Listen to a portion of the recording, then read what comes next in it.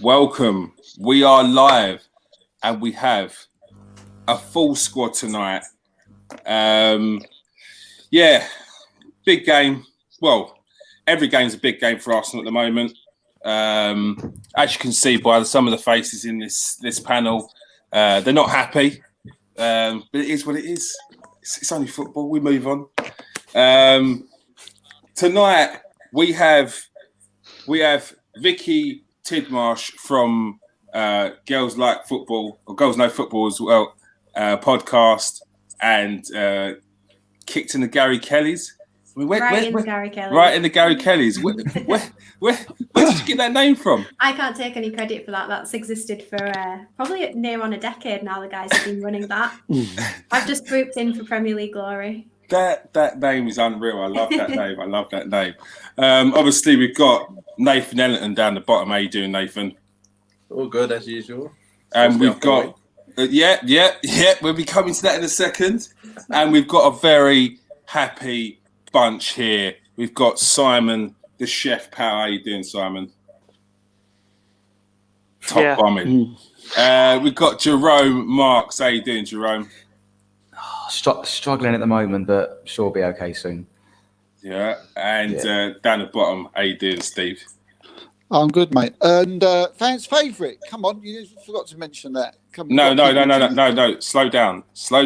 This is the reason why I didn't tell you, because it was one fan. It was only one fan. It was just one. I just wanted to say I'm available for weddings and birthdays, and the price is very reasonable. Yeah, very reasonable at the moment. Have you put the name guide across the bottom? Yeah, you can get his credentials here. Feel free to drop in an inbox. His DMs are open. All right, we're going to get into it now. We're going to start off with the 2-minute round with Judge Duke. Yeah.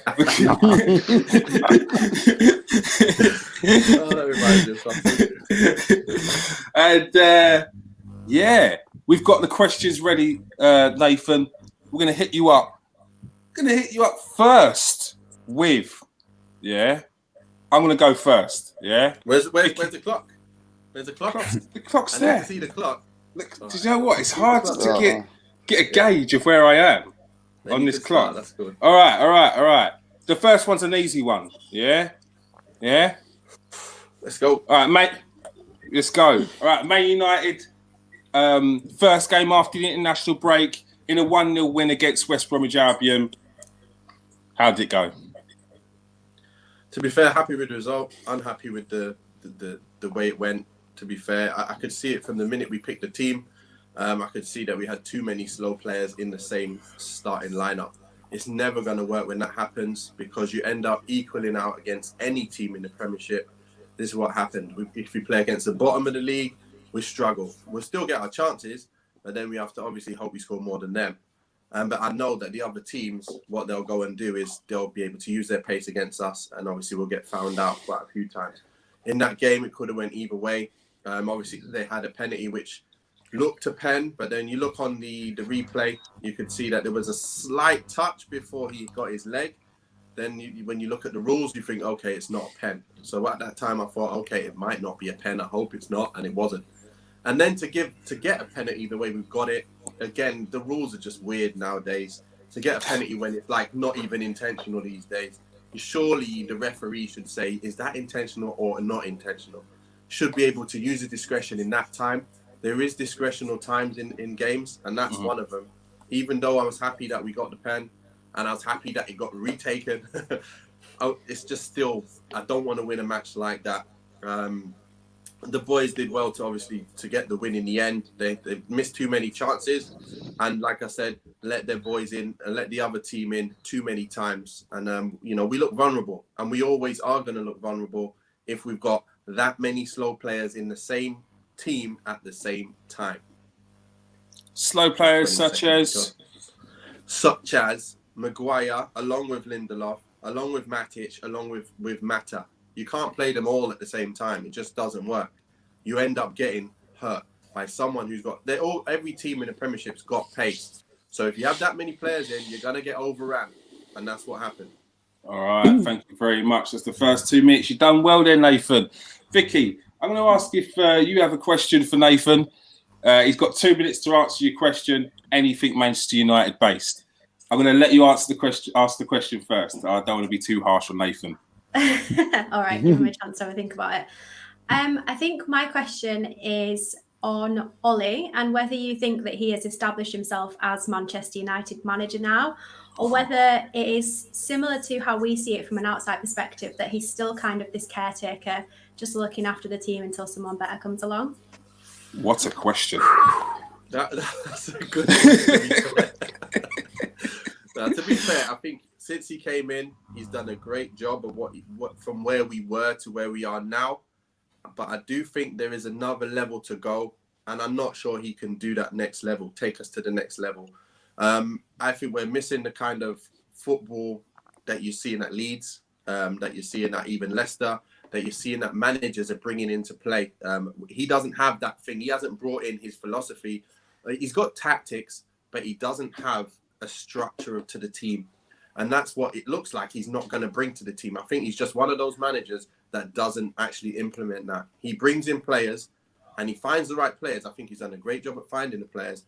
But I think in terms of making them play a certain way of football, a certain brand, he's just not done it at all. And he's not showing me that he's ever going to do it either. So for me, although I love him, I've obviously always liked him as a player.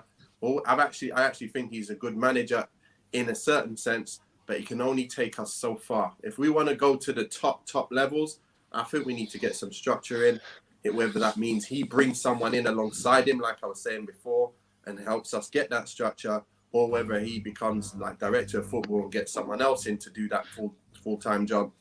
I don't care how it gets done, but we need to see something happen because we are not. It's not right playing against the bottom of the league teams and struggling every week. Even when we win, we're struggling. We should be taking care of these teams like the bigger teams do. The Liverpools of this world, the Man Cities, they take care of them teams. They dominate possession and they score goals. And they make it very, very hard for their players to do anything. But at the moment, he's just not able to do that. So for me, like I said, I think the jury's obviously, I think definitely he needs to get someone in or move on. I'm not sure he answered your question. He answered a question. I'm not sure he answered. We'll let him off. It was a difficult question. It's a very difficult question. He has his manager. His way of football, that's for sure. Steve, you are next. What you got for me? He sort of answered my questions in your question, because my question was going to be, I know Nathan's a really big fan of Wayne Matter, and I was going to ask him, can Wayne Matter actually play in a central defence with Lindelof and Maguire? So I'll have to spin it a bit. So first thing is, I suppose, can you I'll have to double barrel it. So can Matter, who can he play with at the centre halves, and if not, which midfield can? No, so the way I look at it is, look, we're unbalanced in attack and unbalanced in defence. So when Mata plays, obviously you don't have that extra pace up there. So you need the other pace around him. But I would like him more in the middle.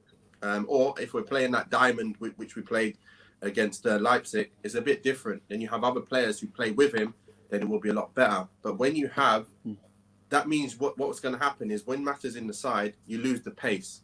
So that means there's one less player with pace on the pitch, which makes us obviously a bit more difficult to get past teams, like to penetrate. Just like you're seeing with Man City nowadays, same kind of things happening, where before they had the pace on both sides, it was a different story. You could afford to have slower players in the middle, like your David Silva and your other players. But same with United, we just play Mata on the right, we're losing it. And then, like I said, it's not about playing with the defence, because obviously, but the defence, we're unbalanced in defence. You got Maguire and you got Lindelof, and then you got Matic, who's got no legs to be able to cover him. So when someone runs past, he can't catch them. Then they run past Maguire. Then Lindelof can't even help him. So they're all getting paced out. What I'm saying is, you gotta have, if we're gonna stick with Maguire, which we look like we are gonna, it means that we're gonna need a fast player with him, and then another faster player in the central midfield to help the rest of the team play. So Mata, I'll answer to your question, we need to have pace around that kind of player. Now, I just think we've got loads of central attacking midfielders now, and we're trying to put them all, like some of them on the pitch. You've got Mata playing on the right when he should be in the hole. You got Fernandes, who is in the hole. You got Pogba, who's in the hole. You got Van der Beek, who's in the hole. They're all playing that position, but he wants to have them all playing. It's not possible. So you have one, and then you take one out and put the other. Simple as that. You can't play them all. Yeah. Brilliant. Nice, mate. Done. Good answer. Well done. Jerome, you're next. What's your question? Mr. Ellington, my question is related to one of your former players who you've been linked with recently. Also been linked with a couple of other Premier League clubs, and that's Adnan Januzaj. So it's sort of a three-part question, really. What did you make of him when he was at United? Do you think he can perform in the Prem again, and would you have him back? Good question, to be fair. When he came through, it was a time when Alex Ferguson left and we were just in transition, and we didn't really have much going forward at the time. I remember that. But then when he came in, I didn't expect much, but then he kept doing bits for us, and he was looking very, very dangerous. He was like our most dangerous player at one point. And I was thinking, wow, this player is really good. Like, he can dribble, and he's got pace, and he's got, awareness. He can do it. So I loved him when he first come through, and I was thinking, keep playing. And then Van Gaal comes in, and then he's gone. And I wondered, what's gone on here? Why is he going when he was our most dangerous player? What's going on? But it's a different philosophy, different way of going, different direction. So he starts going on, and then obviously he moves to different clubs, and he doesn't hit it off like like you need. Now, I know what players are like. I know what it's like for a player, because if you go to a club where it doesn't suit your type of football and there's other players around you that don't suit your way of playing, you're not going to be as good. And that's what happens to many players. You have to have the right environment for that player to play at his best. So with answer to your question about coming back, I'd love him back, because I think in the team that we've got now, he could easily play on the right.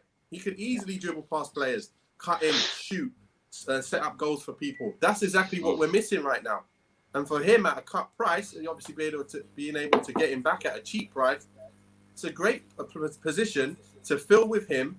And then if he can show his worth for the rest of the season, then he sticks in that position.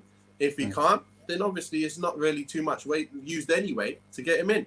For someone who's already done well for us during his time at United, sorry, I'd definitely like to see him come back. I'm excited about a player like that. I even watched his highlights the other day. Just the minute I saw the news about him, and I was just thinking, wow, this boy's got it. He's got it. Let's have him back. Yeah. All right. We've got time for one more question, and it's the chef. How you doing, Simon? What question you got for Nathan? Oh, that's nice. Just we've got time for one more question. Cheers. That's all right. Yes, we have. How do you feel about history repeating itself and Paul Pogba leaving for free? Good question. Leaving for free? Okay. Yep. So we're going to take up the last year and then let him go for free at the end, yeah? To be fair, I'd like to get some money for him if he's going to go. The way we're playing at the moment, obviously doesn't suit him. So we're not getting the most out of him because of that. We need him in pretty much the Bruno Fernandes position. And obviously Bruno's doing the job right now. He's scoring more goals, making more assists. You can't take him out the side. I don't think Pogba suits playing in the other positions, any of the other positions, because he hasn't got the legs to get up and down and chase everyone. He's more an attacking midfielder. That's what he needs to be doing. He needs to be given the freedom to just attack. But like I said, we don't have that kind of freedom right now because we don't have a balanced team to be able to handle putting other players in. Because if he's going to play, we're going to need more people doing defensive work. Then we're going to have even less going forward. So for me, although I love him so much, I do think he's probably our best player, obviously, in terms of most talented. But in terms of most effective, he's not being that effective for us for a little while now. And obviously, he's not happy anyway. So if he wants to move on, then obviously it's a thing where let's see what you can get for him. If you can get some good money for him now, great. There's no point letting him go for free and sticking around doing the same things he's doing now. But at the same time, if Ole brings in, let's say, a Sancho, you've now got pace on both sides. You've got midfield. If you bring in that Upamecano, now you could probably afford to put in another attacking-minded midfielder like Pogba. You could start seeing things flourish a lot quicker. All of a sudden, Pogba signs a new deal. So it all depends. If you bring in them players to make us balance in attack and defense to be able to bring him in, then you've got a good thing. If we can't do that and we continue to struggle, then we're obviously going to have to let him go. Well done, Nathan. You done well. You done well there. You done well there. I gave you a couple of seconds at the end. Thanks. I needed that because I'm a generous guy. In your face. But thank you very much. Thank you very much for that. Will you be staying with us? Yeah, I've got till 15:30. I've got 15 more minutes. All right. I'm sticking around. I want to hear what the Leeds girls got to say, because Leeds are playing some ball and they are my second team right now. Yeah. So I'd love to hear what you got to say. I know it's you're going to hear a lot of pain, but maybe some joy in the corner over there. Vicky, it's now your turn. I mean, let's start off with today's game. I say it's a good result for Leeds. Some say different. What's your take on the game as a Leeds fan? I think it's one of those where ahead of the game we would absolutely have been happy to walk away with a point. But in that situation where you're actually given this golden opportunity to take 3 points off one of the biggest and most difficult teams to play against on their day, because you look at the quality on paper that Arsenal have, and it's actually quite daunting when you look at our defence and the experience the team have had in the Premier League together. So I think realistically, yes, we should be happy with the point given the last 2 games we've had as well, but it is definitely 2 points dropped from my perspective. Yeah, I mean, a lot of people are feeling the same. But one thing that I know that Nathan's impressed about, and a lot of people are impressed about, is the way that Leeds play. And they've managed to do that not only in the Championship, but they've also managed to carry that on in the Premier League. And this is why I was saying it's maybe can be seen as a good result today, because, as you said, you didn't just come up against Arsenal to sort of get a point. You came up against Arsenal to win, and you played it in your own way. Something that Bielsa's famed for. Steve, what was your take on the game? It was a really good game. Actually, from sort of from a neutral's point of view, it was good. Would have been good to watch. It was back and forth. The only difference was it seemed that Leeds were looked like they was going to be score than what Arsenal did. I never felt that Arsenal was going to score, and when Arsenal went down to 10 men, it was even less likely.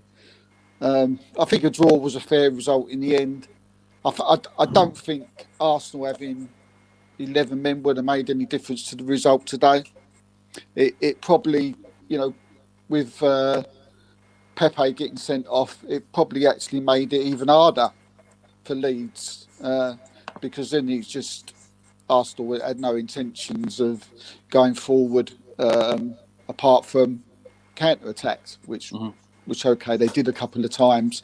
Saka got forward, should have shot straight away. He didn't, decided to take an extra touch, go round the goalkeeper. He should have took that on. He never. So that was why the game was panning out as well. In the end, I'm happy with the draw. I would have been happy. I'm on the opposite. I would have been happy with the draw at the start of the game.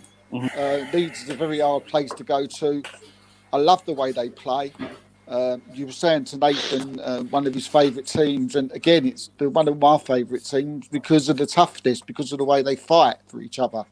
And sometimes they just never know the meaning of the word. Beat. They're going to get beat. For instance, the goal at the game at the beginning of the season. I mean, that is the typical of way that I'm looking at Leeds. So yeah, good luck on them. They won't go down. Never thought they would go down, but yeah, that's the way I looked at today's game. Yeah, that's one thing that they've got, Vicky, is they don't just play football; they get stuck in as well. You must love that as a fan, watching that as a fan, seeing both sides of it, mixing it up as well. Yeah, I think that's obviously something that we're kind of known for anyway, but it's definitely one of the traits that we've brought up from the Championship. It is a much more physical game in the Championship, and you kind of do have to fight for every ball.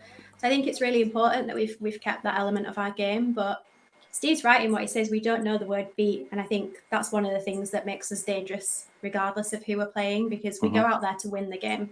We don't go out there to try and get a point or to avoid as many goals conceded as possible. We go out there to win. And I think probably one of the biggest things of our game is we have that clear identity as to who we are, and you can think you'll know what to expect from us, but that doesn't necessarily mean you'll be able to play against it. Yeah, I know. I've seen it far too many times, and the less I see it up against Arsenal, the better, because it's a tough game, and they're only going to get better with some of the purchases they buy, some of the players they bring in as well. They're only going to get better because they're going to continue to play that way going forward. Jerome, what was your take on the game as an Arsenal fan? God, I'll try not to be too negative. It's my job.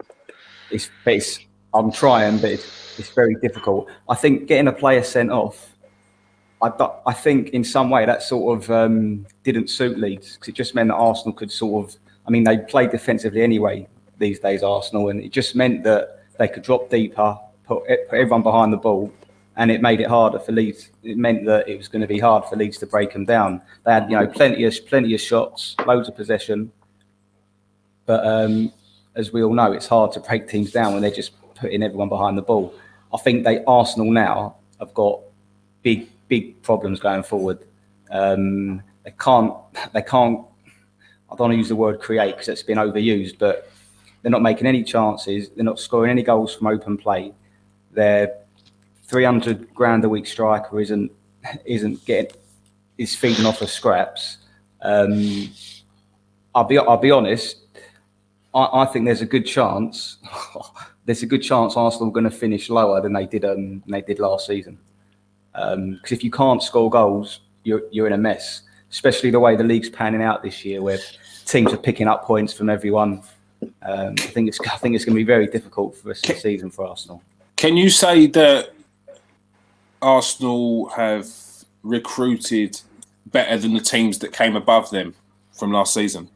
I think they've made two good signings in Gabriel and Partey. Mm-hmm. But apart from that,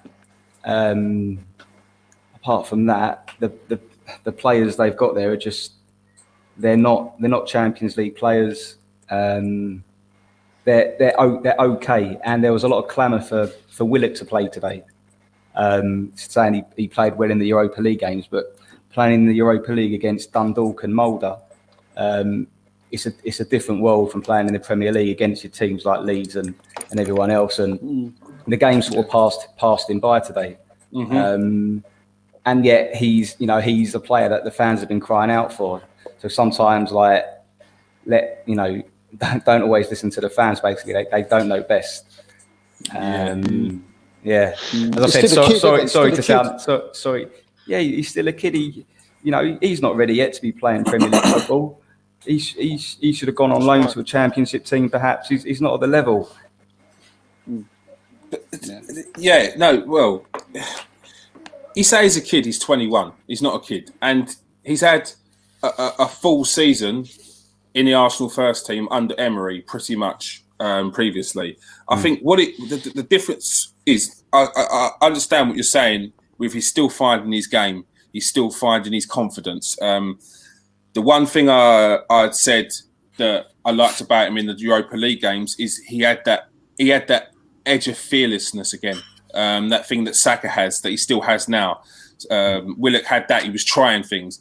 Today showed why he wasn't playing, because he doesn't have that in games which seemed like it really mattered. In a game today, he wasn't.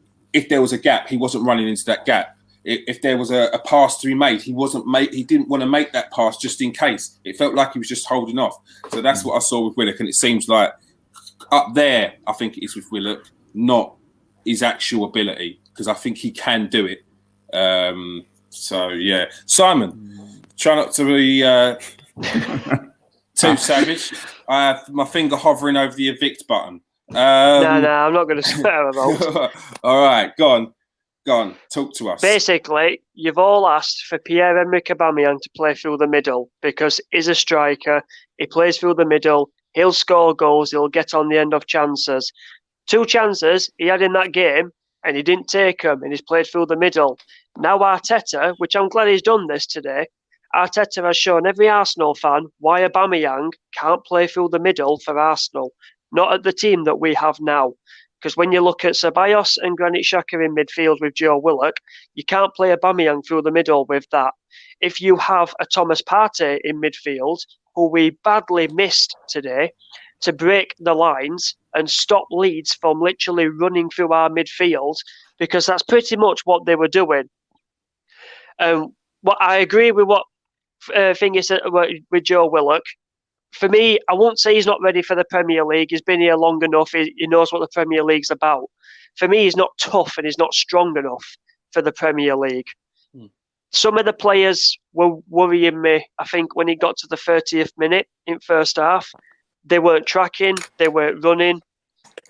Nicolas Pepe wasn't tracking back and helping Bellerin when Bellerin was getting forward. So, but I understand why Nicolas Pepe is frustrated, because since he's been here, he's never played more than 3 games in a row. Never played more than 3 games in a row. Never played more than 5 games in a row. He plays in the Europa League and he scores a goal and he gets an assist. He gets dropped for the next game. He plays another game and he gets another goal. He gets dropped. He played in the Europa League, scored the goal, got took off on the 60th minute. No idea why. I think it was Willian that came on. And then we're thinking, right, he's going to play against Manchester United. They've took him off on 60 minutes. He's got a goal. He's got his confidence going. He's ready for the Premier League now, and we can kick on. Don't even get a game. Literally does not even get a game. So I feel sorry for Pepe, because I think he's been poorly managed by Unai Emery and by Mikel Arteta. And for some strange reason, they see something in him that he's not doing. But what I see is that when he comes on, he tries to do stuff, but what I saw in the Leeds game, he tried taking on one player. Then he tried taking on another player. Who's coming there to help him? No one. So when he's took 2 players on and he gets close to the penalty area, he's got no one to pass to because nobody's come with him. Aubameyang's halfway down other pitch behind there. Willian is nowhere near to come and help him. Bellerin is not coming up and overlapping to take the defender away for him to come in. This is my defence with Nicolas Pepe. We're not playing to this guy's abilities, in my opinion. And the way that he headbutted the person, it's frustration because of the lack of playing time he's getting, the lack of chances at Arsenal he's getting. The 72 million price tag that's on top of his head, everyone's using it as something to beat him with. It's not his fault. It's 72 million. But surely, as a footballer, you put your price tag behind you. You just ignore what's going on. That's what I said. He don't think about his price tag. He doesn't think about that. But right, this is what I'm saying. It's like, as a player, if I've been bought by a team, that was a year ago. That's done now. I'm not. 72 million doesn't even come into my head. Like it's not even there. It's a myth. This is more for the fans. This 72 million that keeps on coming up. He's not even thinking about it. It's the other things. It's the thinking in the back of your mind. Am I going to get a full game? If I don't do something here, will I be playing the next game? It's those sort of things that might be playing in his mind. But what I worry about a little bit is, he's been through 3 managers now, and they've all not started him. We've all expected a manager to come in and go, right, Pepe's the man. And each manager has come in and not started him. Even the manager that bought him didn't start him. Something tells me there's something going on. Nathan, like, what is it you saw in with Leeds in general and about Leeds today that's gives them comfort in the Premier League going forward? Just the attacking, the way they attack and they overlap each other. They know where they're going to be. Everyone knows where they're supposed to be. And they just get through teams for somehow with players. Like I said, they're getting more better players in as well. But like virtually unknown in the Premiership players coming in and just tearing up teams, week after week in terms of attacking wise. I think attacking wise, they're up there. But it's just the defensive side, which obviously they've been lacking a bit, which was giving them a few bad results. But I think, like you're saying, overall, I think they will stay in the league for sure. And they'll seem to be like they'll be a team that probably end up mid-table somewhere, just because of the defensive side. But attacking side, they've definitely got it on point. And I love that kind of football. And I don't normally watch other teams, to be honest. But when I see the name Leeds on the sheet now, I'm like, okay, let me turn it on. I'll watch that. And I don't care who they're playing, as long as Leeds are playing. I don't care who's on their team, because I don't know their players either. I'm just watching them. I'm like, this is great football. I just want to watch this. So that's the way it is for me with Leeds. And then you've got the Arsenal side. Again, if you guys have got similar problems than we had, I think what you had with Unai Emery, he went all out attacking a lot of times. He went out attacking, but left the back door open. Now you obviously, with your new manager, what happens is he's trying to get the balance, but he can't, because he knows he has to have more defensive players to shut the back door. That means it's killing you going forward. Now Aubameyang's now getting a struggle up, and I even like to see Pepe on the right. I'd like to see him because he can dribble past people for fun. And then I'd like to see, I don't care whether he's on the left or the middle, but I actually was always looking at that Arsenal team thinking, if you had Lacazette up top in the middle, and then Pepe on the right and Aubameyang on the left, and I'd play them every game. Like, I would play them near enough every game, and then the other boys can come on for them. And if they start playing better, they can start in ahead of them. But that's the way I would look. I thought you guys had, one of the best attacking three, but then it seems to just not work out when it comes to the games. And I look at the results, for some reason, something's not happening. It's the midfield that kills us. Yeah. The midfield absolutely kills us. That's it. With Thomas Partey not playing today, Dani Ceballos was pretty much doing everything in midfield. Yeah. Because for me, I know people use this as an scapegoat, but I'm not using it as that. I'm just saying, with Dani Ceballos, he tried doing everything in midfield, tried doing the 1-2 passes, the spins, the trying to get away. But he's carrying Granit Xhaka as a passenger in that first half. And you can clearly see it. It's one midfielder in our midfield doing all the work and nothing else. Joe Willock wasn't pressing, wasn't trying to get involved, wasn't being close to Aubameyang or Willian, wasn't being close to Pepe to try and help him. That's what we're missing. You're missing the Ozil kind of balls through, because someone like that, he can put balls through for anyone. Now you've got the defensive side there. If he was in that hole, you guys would have much more ability to break teams down, but you just refuse to use him. So I don't know what the problem is, but I can see you guys you get in there because you've got Partey coming in, like you said, you got the defender coming in, Gabriel, so you've got better. But again, you haven't put them all in the same team at the same time and said, go out there and play now. So they're playing too many kids as well. We're playing too many kids every game. We're playing players who should be out on loan. We're playing players who should be on the bench. We should be playing players who should be learning the game. And they're playing week after week after week after week. And they're getting good tired. Shout, Steve. Good shout. And I see the 11. Come on for those. And I see the 11. Yes, I know Saka. Yeah, definitely. And I know Saka's good. I know he's quality. And I know, 2 or 3 of them are quality.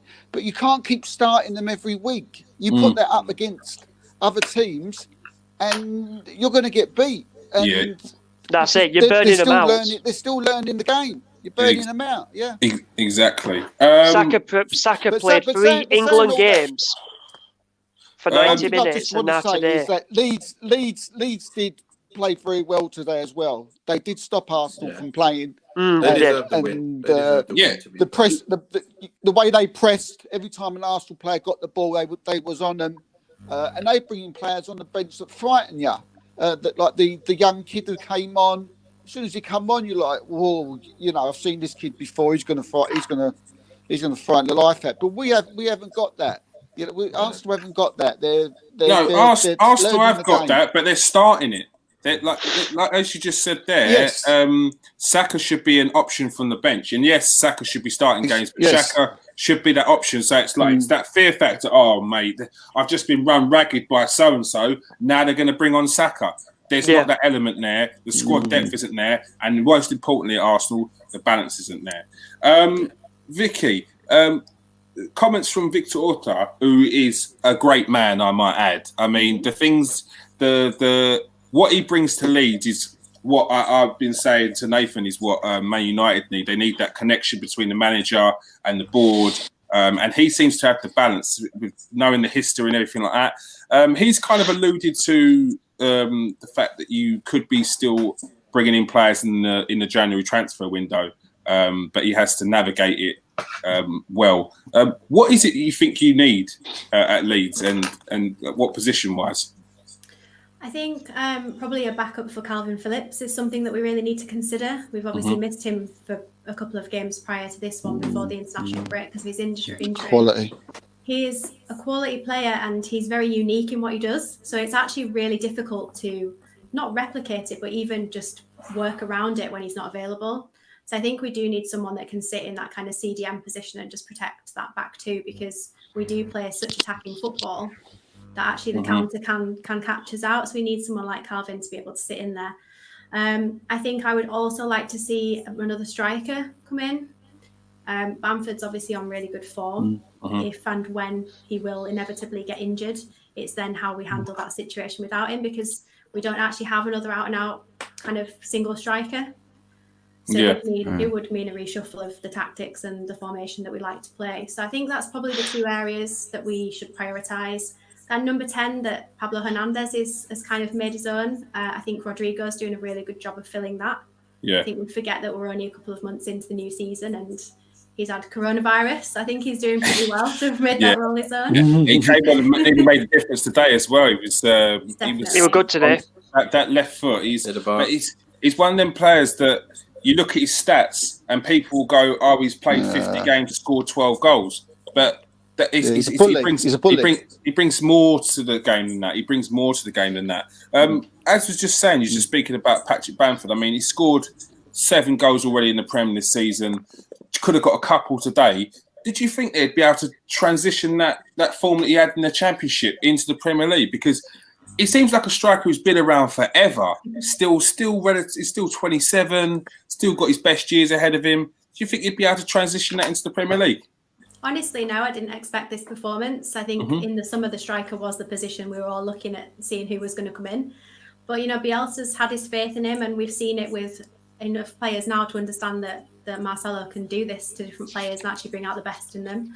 So I'm not surprised. I didn't expect it to be as good as it has been so far. I hope it continues. But I think he's proved a lot of doubters wrong, and I'm really happy for him. You know what? When the team comes up and they're playing that kind of football and then they keep together the same kind of players, the chances are very high that they come into the league and play well. I had that with Wigan. We went from Division 2 to the Championship. Same team, added a few players. We blitzed the Championship, got to the Premiership. I know I left, but at that time Wigan was such a good squad. When they played, they could hold their own. And the same thing's happening with Leeds. They kept together the nucleus, or the whole team, basically, and added a few more faces. And I wanted to ask a question, Vic, because I think, although I don't really think he's doing much at United, I think he'd do really good for you guys, because Bielsa would obviously make him that kind of player. And I think Dan James, what do you think of him coming to Leeds? Do you think that he could bring the best out of him and use his pace properly? Yeah, I mean, obviously the Dan James kind of saga was a difficult one for Leeds fans to get a move sore one on. still. It's still painful. Honestly, I think for me it's very sore. we were offered him in the summer and we declined him. And I think that was probably the right thing to do. From a Dan James perspective, do I think that Bielsa could do brilliant things for him? Absolutely. I think he could probably mould pretty much any player into someone better than they currently are. But Look, Dan James has just been a little bit neglected. He doesn't fit into the way United want to play. For whatever reason, it's not clicked. He absolutely should have come to Leeds when he had the chance, and he would no doubt be a star now. But that's football. I agree with that. Yeah. Steve, you was you had a question. Yeah. It was. He's Vicky mentioned him about 2 minutes ago, and it's just one of my favourite players at Leeds. I've watched him for a couple of seasons now, and that's Pablo Hernandez. I was shocked to hear to see that he's 35 years old. I couldn't believe that. I mean, the guy runs around like he's an 18-year-old. It was unbelievable. I mean, he scored 34 goals, had 34 assists, and 19 yellow cards. So he does like a bit of a tackle, Vicky. He does. But he's a bit clever with it because he's had no reds. So he's quite aware of what he does. So I want to know what he means to Leeds and what he brings to Leeds. He is a magician on the ball, and I think one of the things that we do lack as a squad in general is a dead ball specialist. But I think even more so is someone with that creativity to just find that killer pass and absolutely change a game. I think we are past the point where Pablo can start and play a significant role from the start of a match. But to have him on the bench, I think he is someone that every team will look at and be worried about when he's going to come on, because he can just change a game within a pass. But you're right, I think it is slightly more than that. He's a talisman for the club. He's obviously really impactful in the dressing room. He's all this world of experience that our fairly young squad can learn a ridiculous amount from. So he's a diamond to have in the team, and I'm glad that he's kind of pledged his future to us. Yeah, definitely. Yeah, there's hope for Mesut Ozil yet then. What, at Leeds? Because it ain't at Arsenal, trust me on that one. I don't know, mate.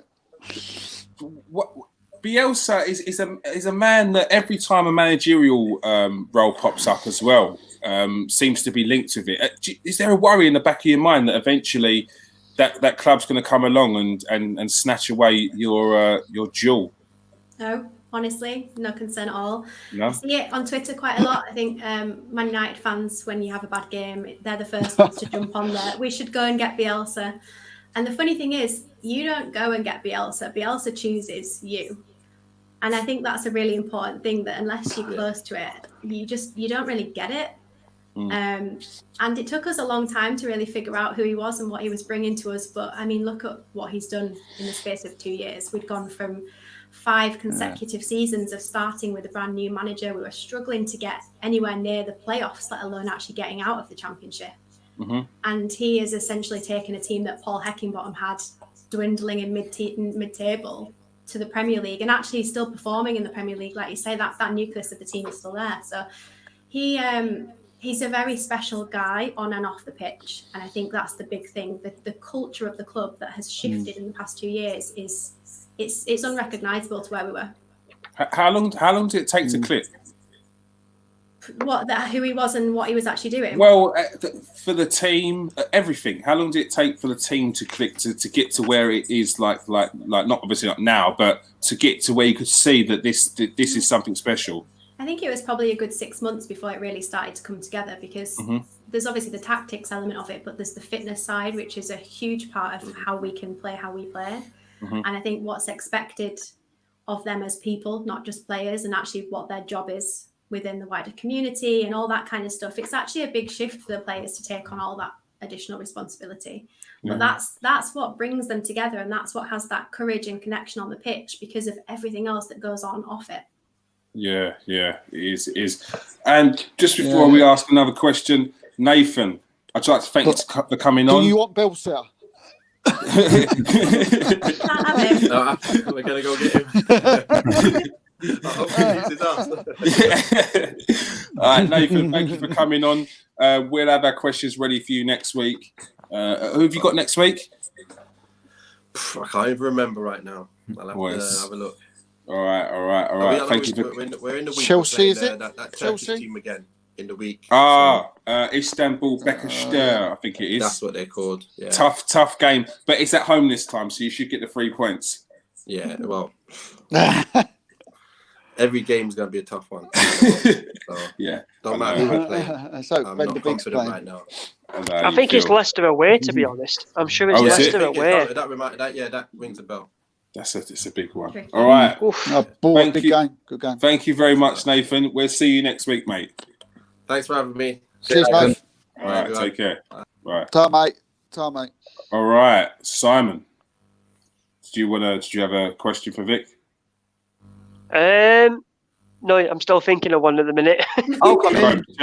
Jerome does. I've got a couple of questions actually, Vicky. I had one in mind, but another one just popped into my head. Two totally different topics, so apologies for that.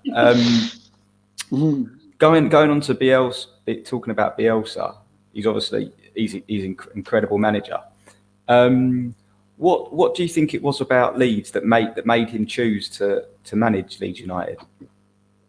I think Victor Orta obviously played a huge part in that convincing.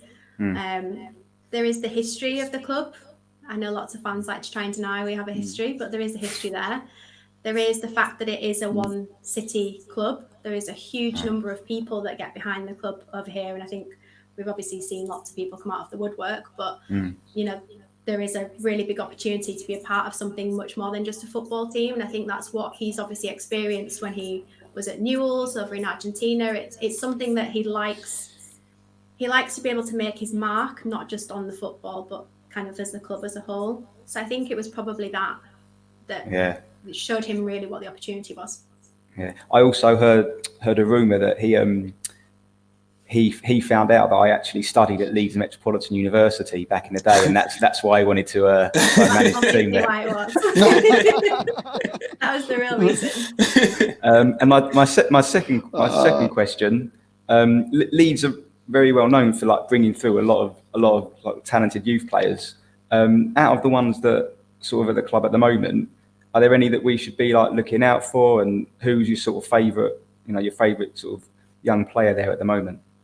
There is an abundance of young talent coming through at the minute, whether they've come through the youth squad from when they were little or whether they've joined slightly later on. But Charlie Cresswell is making a name for himself. Razazana.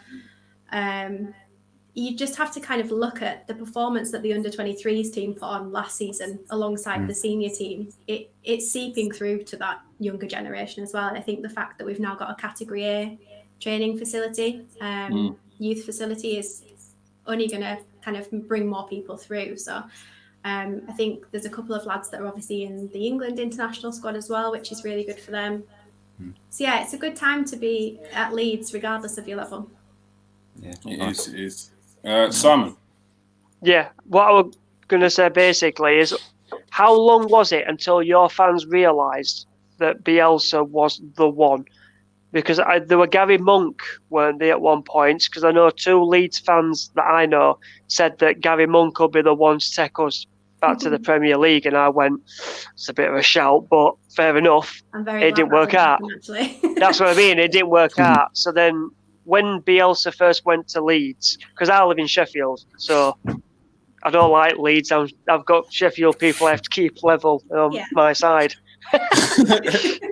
So basically, how long did it take for all like Leeds United fan base to turn around and go, we believe in this manager, and we actually think that this manager can bring us back to the Premier League? Because what I'm worrying at the minute is that Arsenal fans are going to get on Arteta's back, and it's going to turn into an Emery, where results, because we know the difference between the team and what we're lacking, and we know it's still building, but some fans just want to jump on it, basically. Yeah, I mean, it probably took that towards the kind of start of the following season, to be honest. Like, we obviously pushed and got towards success. We got very close to coming up to the Premier League in the previous season, and I don't think that really sunk in until it was actually happening. So I think realistically, it wasn't until we failed at that we actually realised we really need to keep hold of Marcelo and go again next season.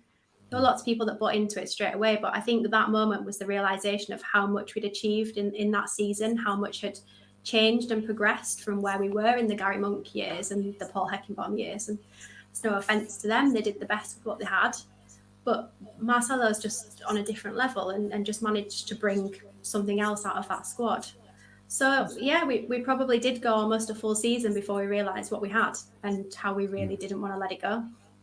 But I think there's got to be a lot said about a manager who wants to come in and not just change the football team, but wants to change the club, wants to make sure the club is looked after in the long run and not just a short run. And that's where I think, as a fan, you've got to take that into account, whether results are always going your way or not. As long as you can see that there is a project, there is a pathway that the manager's trying to go, that's when you should sort of give it that little bit of extra time. And I think that's what Leeds have got there. They've seen the long run, and I think it's very important. Like, as I said earlier, Victor Orta's such an integral part to the whole thing. I mean, I've watched countless amounts of hours on this guy about how he makes sure that everything links up with a player that they want to buy, whether that's got to be linking up with the owner's got to be happy, the manager's got to be happy, which is the most important thing.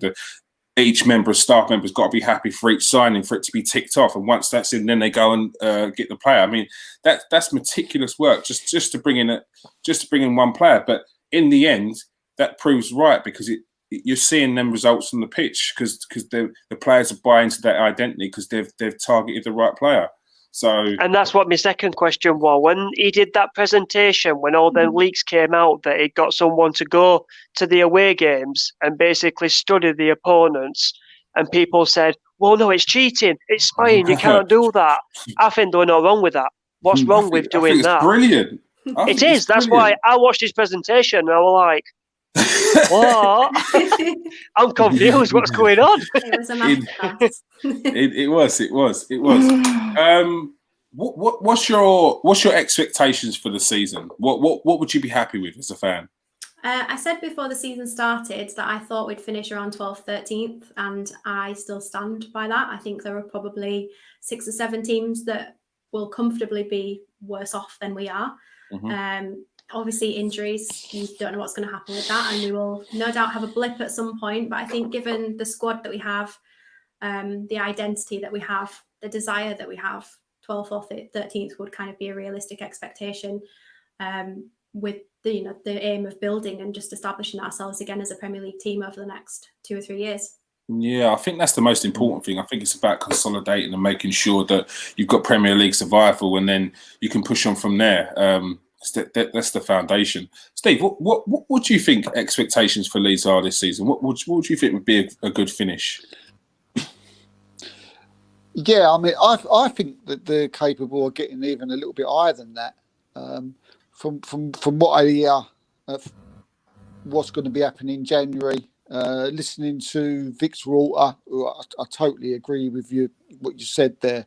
I mean, you just get lost in his words and need someone to tap you on the shoulder and go, huh, what? Because you just, you're just transfixed on the guy. They haven't got loads of money. I mean, they've got a little bit of money, but they've got an owner that cares, though. They've got an owner that cares and that is willing to spend. Yeah, that's important as well. He'll spend. He'll spend. He said, "I'll spend." He said, "But I've got to be careful." I mean, those are his words. So, and as I said, looking at the players, he's looking at maybe changing the goalkeeper, because I'm sure Vicky will agree that the defensive bit could do with being jazzed up a bit. So yeah, I mean, I think looking at today, seeing the way they've played, watching them on the TV, I think they can get about 10th, 11th, and I mean, I'm looking at some of the players that they might get coming in on January. Well, fill us in, Steve. Who are Leeds being linked with them? Well, he's just talking today before come on. I mean, as I said, the goalkeeper, I think he's more of a number 2 goalkeeper. I don't know if Vicky agrees, but he comes across to me more as a number 2. He's only young. He's 20 years old. So I think they need someone a bit more experienced. I mean, there's talk of Dean Henderson coming in on loan. That'd be a good signing. From Manchester United. That's been mentioned. There's even twitterings going about that they possibly may be giving him for a shout for Harry Winks. They've got Ryan Kent possibly from Rangers. I mean, 20 million signing when we did that. Yeah, but the thing was, when we did our Leeds and Wolves special, we mentioned him then. So for him to come up again in January, I think he had an argument. His agent had an argument. Didn't get on with Steven Gerrard. Sorry, the deal went south. So yeah, there's a few. There's some players there, and I just think I fancy him to get a bit higher than what people might think. No, it rings with a bit of a Wolves one as well, doesn't it? Where it's that team that comes up from the Championship that you know is going to do well in the following season. Jerome, but like you said with Wolves, he'll be clever. He'll be clever. This guy, he'll be clever about it. Yeah, yeah. Jerome, what do you think? How do you think Leeds will do this season? Oh, I can't remember when we previously spoke about Leeds. I'm trying to remember what we said. I think the range somewhere between maybe 11th and 14th, somewhere within that sort of bracket. Mm-hmm. I think I heard a Leeds fan speak the other day on a podcast, and he was saying that after the first game against Liverpool, they got in the dressing room after the game and they were like, "We've taken the best team in England last season. We've taken them like all the way. Like we've got nothing to fear in this league." And I think it shows with the way they're playing. That got me hyped there, just listening to that. Yeah.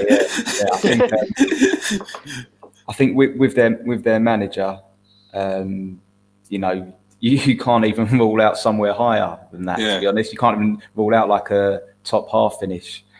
But I think it's right what was said before about making sure they keep as many players fit as possible. And hope that Bamford keeps knocking in the goals. That's an important thing as well. It's that goal scorer, because it's maybe strike while the iron's hot, bringing another striker as a backup while he's still scoring the goals.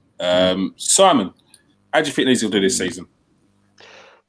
I think it'll be like 10th, maybe 11th, that sort of stuff. Same as what Steve says, basically. I mean, you look at Strikeforce and what they did going away to Anfield and scoring 3 goals on the opening weekend, and then they went to Aston Villa, a team that we got piped 3-0. They went and beat 3-0. And then they got a hat-trick, I think, as well, Bamford, that night. So I think the Strikeforce, they will win games, they'll draw games, but I don't see them like losing many games, if you get what I mean, like embarrassing losses, like your 3s, your 4s, your 5s, that sort of stuff. I don't see that. So I see them basically finishing 10th and 11th, and I think they'll be happy with that. And then hopefully they'll get to next summer, and then their owner then can start looking and buying a dominator in midfield. Because I think that's what they lacked in today's game as well. A midfielder that just picks the ball up and just makes it his ground, if you get what I mean. Like it's his area. Last season. Yeah. Vicky, do you think that teams still underestimate Leeds a little bit? Do you think that teams think that, I don't know, that they're... do you think that teams underestimate Leeds, which is why they may have these games where they tear teams apart? Or do you think that it's just Leeds are just actually this good?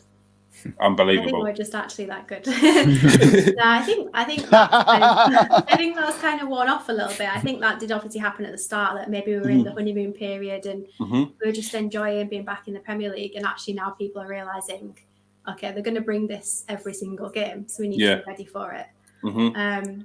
I think it's a weird one. We would have liked obviously to have taken points off Crystal Palace, but realistically, we're looking at the likes of Villa and Sheffield United as our competition of making sure we stay in the Premier League. That's the number one priority. No matter where we finish, that's the number one goal. but it is nice to go up against the big boys and kind of show what we can do. All right. Vicky, thank you very Can I much just for coming. ask Vicky one last question? One last question. Of course you can. Just one more. This is just a quick one. What's it like to be back, Vicky, in the Premiership, to the people up there in Leeds? It's still a little bit surreal, but I think you only have to look around the city at the volume of street art and everything else that's coming up, all the kind of museum-y stuff and the experiences that we had through the summer, that this is much more than just, great, Leeds are back in the Premier League. This means a lot to a lot of people. And I think given the country is in at the minute, I know this is getting a bit deep, but I think it's actually just been such an experience for us to all go through together.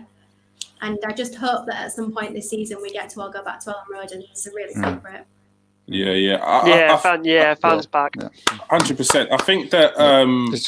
I think that people underestimate the value of the community togetherness that you get when a team goes up or a team does well, and it maybe takes times like this where there's nothing else on for people to really get a grasp of what actually it does do for just the community or the area. So 100% agree with that. 100% agree. Vicky, thank you very much for coming on. Feel free to tell everyone where they can find you, your Twitter, your Instagram, whatever. Just the platform's yours. Well, I'm personally Girls Know Football too, so GKFT, but I'm also the host of the Right in the Gary Kelly's podcast. So give us a listen. The new one will be out tomorrow. All right. Thank you very much. You're welcome on any time. We'll definitely have to get you back for another Leeds chat. Definitely. Cheers, guys. All right. Take care. Cheers. Right, bye. Cheers, Vicky. Bye. Bye-bye. All right. It's not time for the transfer roundup yet. First of all, we're going to go to Guardian Top 60 with Jerome. This is the voice. Marks. This is your platform, Jerome. There you go. What you got for us this week? A couple of players, couple of Guardian top 60 this week. We've got a couple of generational talents, yeah? A couple of 17-year-old. Don't they do a Sun top 60? They do a Sun top 60. The Sun top 60? They do that. He had his moment in week on Premier. Now he wants it again. Oh, you watched it on Premier? Hitting, I think we're hitting the high 100s on that video there, Jerome. Oh yeah, star in the making, mate. Yeah, they're loving you. Comments are going crazy. Couldn't understand why you didn't mention Odegaard. Said sorry, my bad. We did mention him quite a bit in the previous podcast 2 days before, so it's all right. But we call it a request. But here we go. Like a DJ. We don't do requests. Yeah. Smashing it, that show. God, Joe, what you got for us today? So we've got where should we start? Let's start with Javi Simons, a 17-year-old Dutch midfielder that now plays for PSG. Yes. And has been there since last year. But he actually came through the ranks at Barcelona. He was there for about 9 years. They're gutted. Yeah, one of the top talents there he was seen as. So I've seen a couple of things as to why he left Barcelona. Apparently he had ridiculously high wage demands, which is one of the reasons why he potentially left there. During his career, or sort of his youth career, I guess, he's been linked with everyone. He's been linked with Chelsea, United.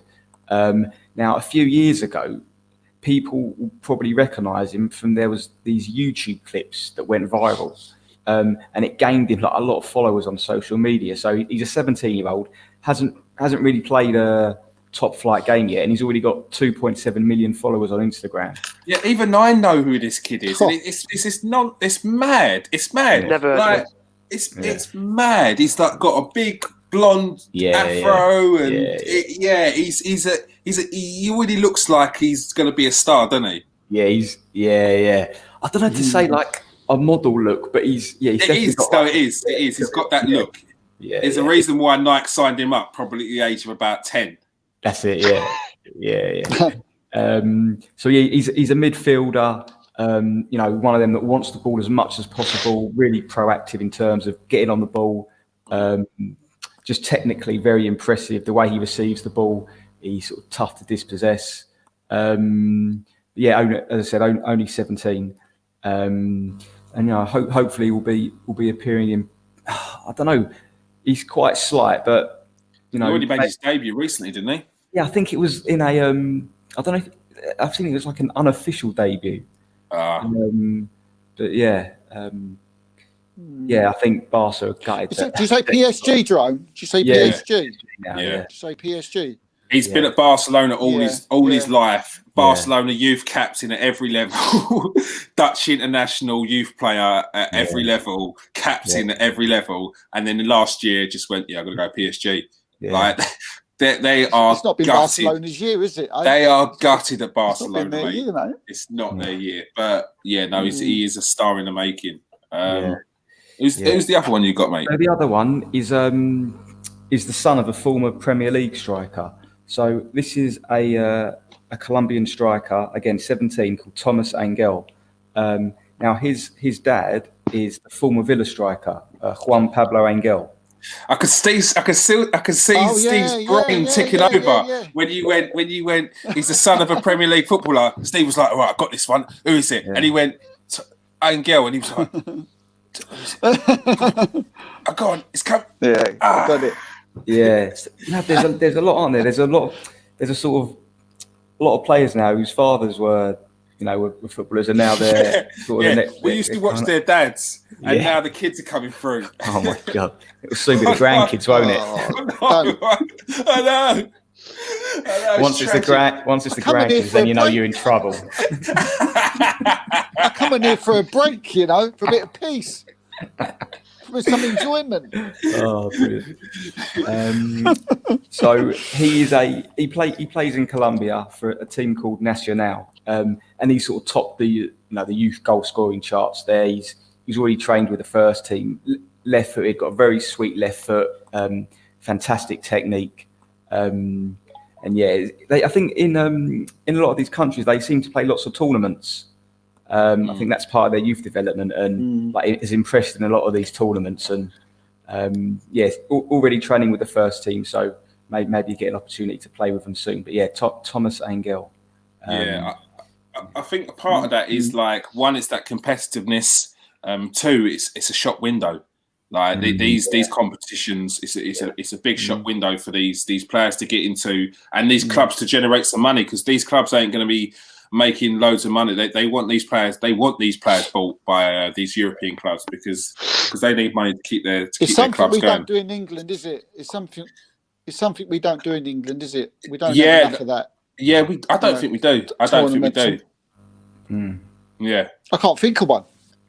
Can't think of any. Now, do you know what we used to do a lot more? Remember, I don't know if anyone remembers it. It was actually the Heinz Ketchup Cup. Yeah, it sounds rubbish, but it was actually the best youth tournament for school kids, and it used to be on Channel 4.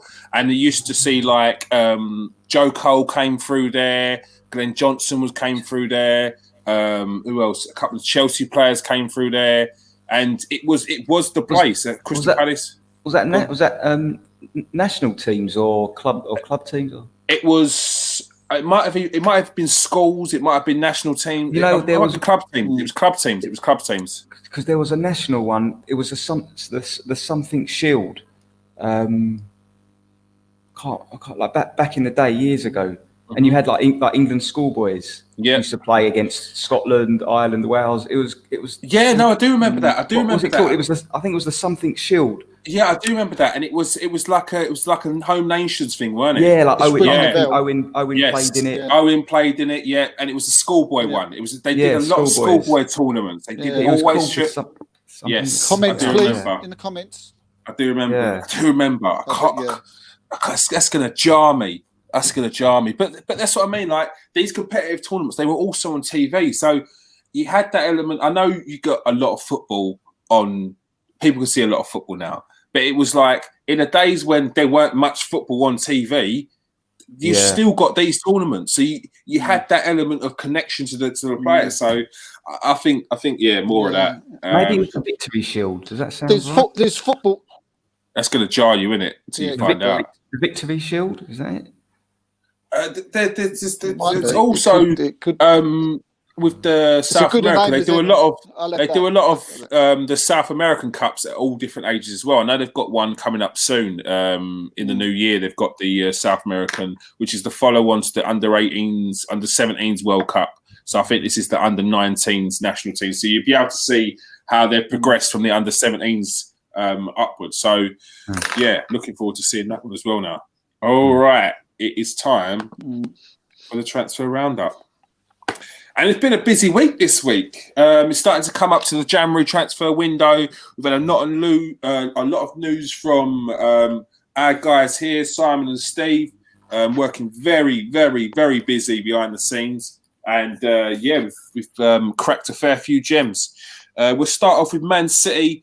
We'll be making a priority of signing this summer a striker. The number one targets are Dortmund's Erling Haaland and Lautaro Martinez. Haaland recently stated that he would like to win trophies with Dortmund, so it looks like Martinez will be the number one target there. I'm not ruling out Haaland, but it seems like he's very settled at the moment. It looks like he's sort of got his path ready. He knows his path, and I rate that. Like it's a bit like Mbappe; they know their path.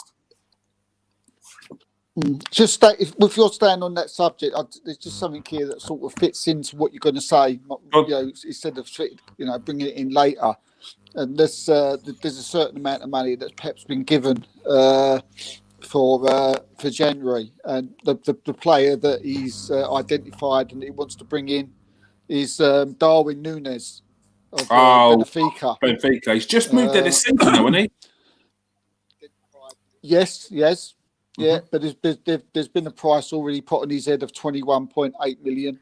All right. So just keep your eyes out for that one. I don't know too much about the player. I don't know if Jerome does. Jerome, did you have a look at him previously? Darwin Núñez. I think who's it? Numancia. He's Argentinian. Yeah, was he at Numancia before? I think it was Darwin. Sorry, people. Oh, do you know where he was? He was definitely in Spain. He was at international. Oh, was he? International before he was in Argentina. When he was in Argentina, he played for International. Yeah. Was he? I'm not sure after that though. Yeah, no, sorry. He was at Almeria in Spain. He was in the second division. Yeah. But his quality is worth a look at. Yeah, no, it's worth a look. This kid. Yeah, Benfica got him from Almeria for 9 million, but Almeria only paid 600k for him. When he was playing in Uruguay. Yeah, you're spot on. You are spot on. Spot on. He has only just gone there. Yeah, no, it was a transfer that I was that I saw during the summer because Benfica made a massive recruitment drive in the summer. They just got all the money from. It must have been only on a year. It must have only been on a year. It must have only been on a year because he's out of contract at the end of the season. So is it? That was a weird contract. Yeah, I'm gonna look more deeply in that, but I've heard he's out of contract, and Pep's identified him. It might even be a clause. Do you know what I mean? I don't even know. It's a bit of a weird one. Hakan Kalahoglu could be on his way to Atletico Madrid after contract talks with Milan have broke down. That's with Mundo Deportivo. Ralph Reganek believes that French centre-half Daya Upamecano would be a success at Bayern Munich. That's in goal. Juventus are ready to make a move for Ajax midfielder Ryan Gravenberch. Tito Sport there. I mean, he's only 18. Would it be a good move for him, Steve? Where is it? Sorry again. Where's he got to go? Where is Juventus are after him. No, I'd Too say early. no. I'd take my word. Yeah, I take it back on what Man United just because I look at the age of their squads when I said about players going there, because it seems that when they go to Man United they do seem to get a chance. But But Juventus in the Italian league, very difficult. Probably the most difficult league in Europe. 18 years old, playing in the position he played in, big mistake. Yeah, I in my agree. opinion. I agree. He might go there and smash it. No, I agree with that one. I agree. It's a bit too early for him. He's got plenty of time on his hands. He's got a lot of playing time to do to before he moves to Italy. Juventus are also linked, said to be in talks with Wolves over winger Pedro Neto. Very good player. He's only just started getting a bit more game time this season over the likes of Armada Traore. Might as well jump to that story now. Whose contract talks have stalled because he's not happy with the amount of game time that he's getting, which is the reason why he's not signed his new contract, which he agreed in principle the week previous. Inter Milan have offered Arsenal Christian Eriksen in a swap deal for Granit Xhaka. Granit Xhaka has since said that he will be staying and has no intention of leaving Arsenal. Man United remain interested in Dortmund and England winger Jadon Sancho and want to get the deal done before the Euros. I bet you do. I bet they do. Because after the Euros, he's going to be probably more expensive or even more in demand. And yeah, you probably want to get a deal done because even next season, even as soon as that transfer window is coming close, there's going to be more clubs after Jadon Sancho. So yeah. Of course, Man United will get that in the 90-minute. PSG. Who can afford him though? Who can afford him? Who can afford Jadon Sancho? 110 million. Yeah, but the 110 million. Who's going to afford it? But 110 million. It's more about the size of the club because no one's paying 110 million like that. These deals are done over. Say Jadon Sancho signs a 5-year deal. To your bank, that's 110 million over 5 years. That's what 23 million a year. Like that's nothing to the bank. So there's plenty of clubs that can afford it as long as they've got a proposal, as long as they've got a plan of action to this is how much it's going to cost. This is the breakdown of it. This is what he will bring to our club. So that's whether they can. It seems like they can afford it because clubs can afford it because big Premier League clubs. If they're talking about Mbappe for 200 million, and God knows how many clubs can afford that, but they were talking about Liverpool being able to get him before COVID. So I don't know. I don't know. It depends. It all depends on what the owners want, whether they're willing to sanction these deals. But off the top of my head, there ain't that many. 3 clubs. Florentino Perez has hinted. PSG will make a move for Real Madrid defender Sergio Ramos, who's a free agent and is at the end of the season and he's free to negotiate with clubs in January. Florentino Perez has hinted that Ramos could leave at the end of the season as he wants a 2-year extension on his contract and they only offer 1. Celtic are interested in signing Manchester United keeper Dean Henderson on loan. I mean, if you was Dean Henderson, would you not just wanted to stay at Sheffield United for another season? You'd be a bit miffed, wouldn't you? I mean, you gone back to Man United, sort of set in stone. You said, look, if I'm coming back, I want to be challenging. I want to be number 1, blah, blah. Yep, don't worry. And now that's the danger because now De Gea has started to hit form again. And De Gea is not a rubbish goalkeeper. De Gea won Man United's Player of the Year 3 seasons in a row, was one of the best goalkeepers in the world. You don't lose that overnight. There's something that just weren't going, there's something that just weren't right, whether it's in his head, whether it was at the ground, something weren't right. And I mean, do you remember we was doing the? Do you remember when we was doing the Man United? There was a segment that we was doing, and it was De Gea and Kepa, and we was talking about De Gea, and we was wondering, what was going on? Why had he hit so much bad form? And what does he need? And I think we all come to agreement in the end that he needed competition, and he didn't have the competition at the time. And now Henderson's come in and he's given that competition, Now, all of a sudden, just like you've just said, Kieran, De Gea is a different goalkeeper. Yeah, and not being funny, as a goalkeeper, yeah, you've got one. It's one position. It's one spot you can get. Yeah, when you've got that position, there's very few things that are keeping you there in yourself. One of them has to be you. Like, you've got to push yourself each week. The other one has to be coming from competition from the other goalkeeper. And if you see the goalkeeper on a daily basis and you don't rate him, it's going to take a lot to not slip off, to not switch off, to not think that if I have a bad game, if I have a bad session, this geezer's not going to take my spot. When you see that every day and see, I like these guys, they're decent, but they ain't me, it takes a lot for that person to not think, all right, this is my spot, no one's taking it. Do you know what I mean? So, yeah, so it needed that. It needed that. So, yeah. Bit of a kick in teeth for Sheffield He was United, walking though, around wasn't with these, weren't he? Yeah. He was doing that. When he needs to be on his toes. But I'm in the goal next week. Yeah, look, it's clear as day when you see first and second goalkeepers, the levels, and you see that keeper keeping his spot because he knows. Like, look at Kepa tried to keep his spot, tried to say, no, I'm going to fight for my spot. Now he's seen Mendy week in, week out in training, week in, week out, and he's seen what the manager wants of him, which is a commanding goalkeeper in the area, doing things that Kepa it's not him as a goalkeeper. Now Kepa's resigned and gone, yeah, I think I need to go somewhere else. And because he's seen it. He's seen it every day and he knows he can't compete with that. He's not diving at people's feet. That's your difference, isn't it? He's not that physical presence. And again, I'm not digging out Kepa, but Kepa's not a Chelsea goalkeeper. I said that when Daniel Charles was on.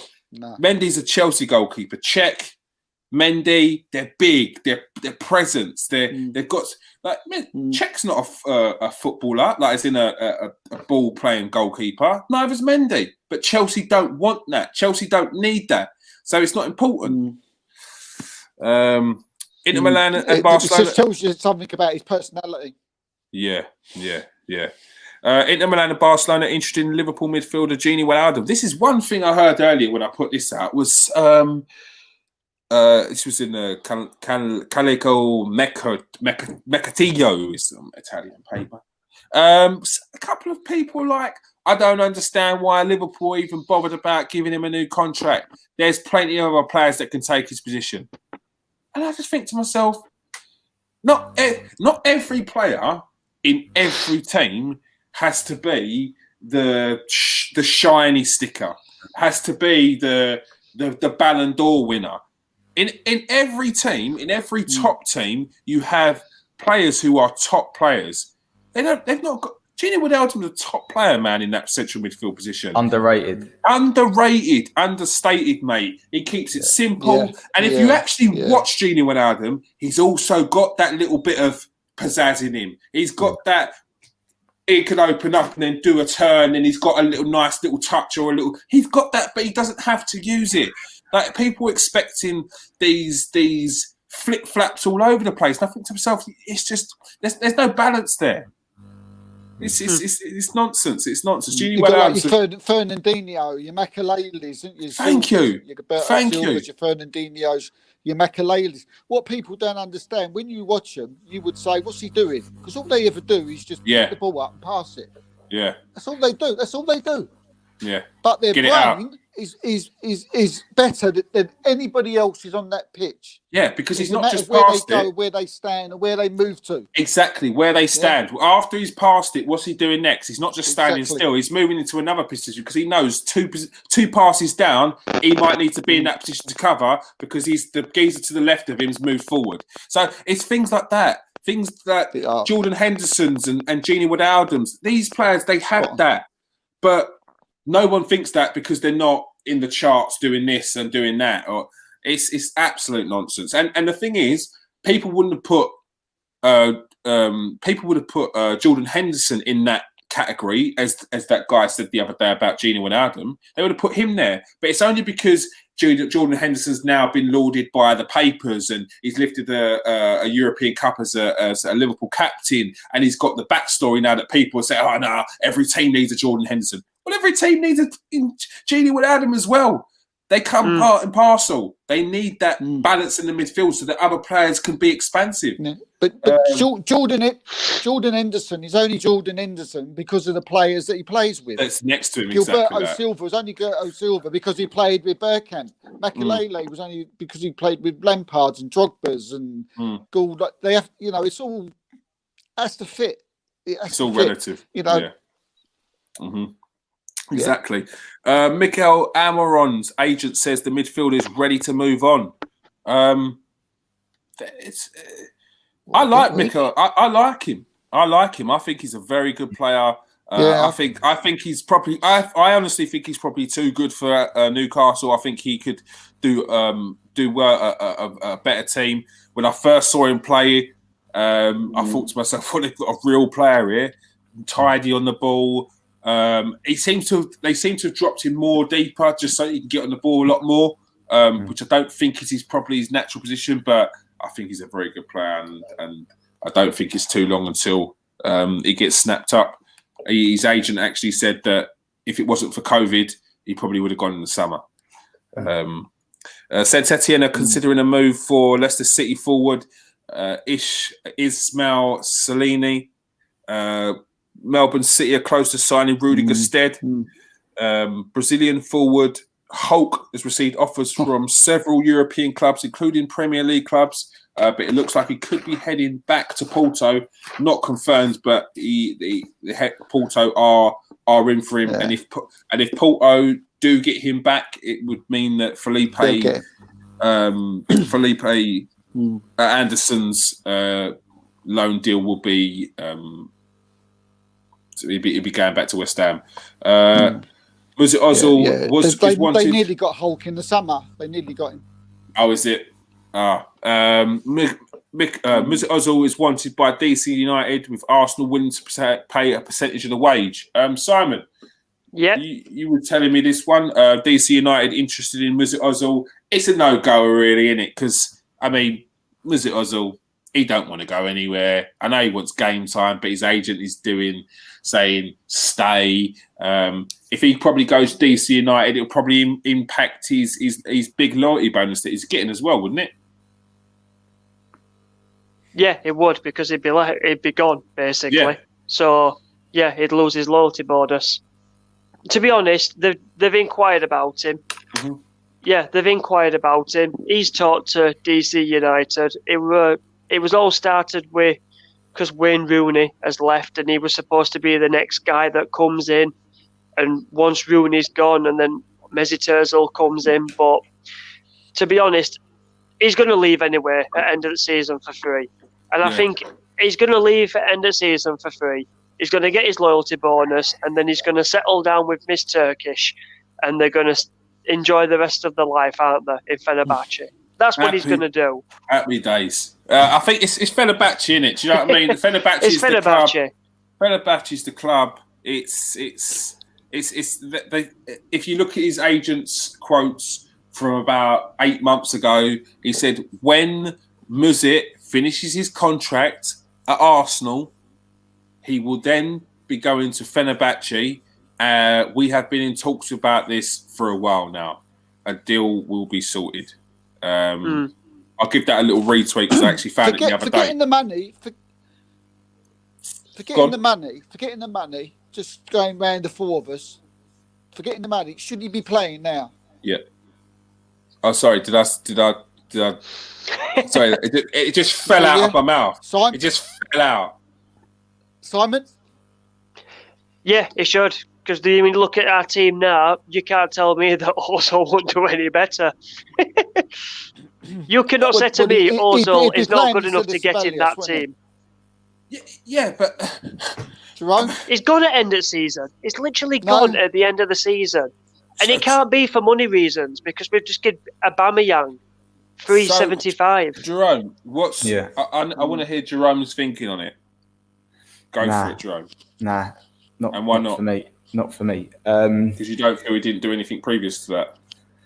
Yeah, exactly. I mean, my thoughts on Ozil is, he had some very good performances for Arsenal. However, if you watch the way Ozil played for Madrid, and you watch the way he played at Arsenal, I think they're two different players. I think the intensity that he played with at Madrid is 10 times the amount of intensity he played with at Arsenal.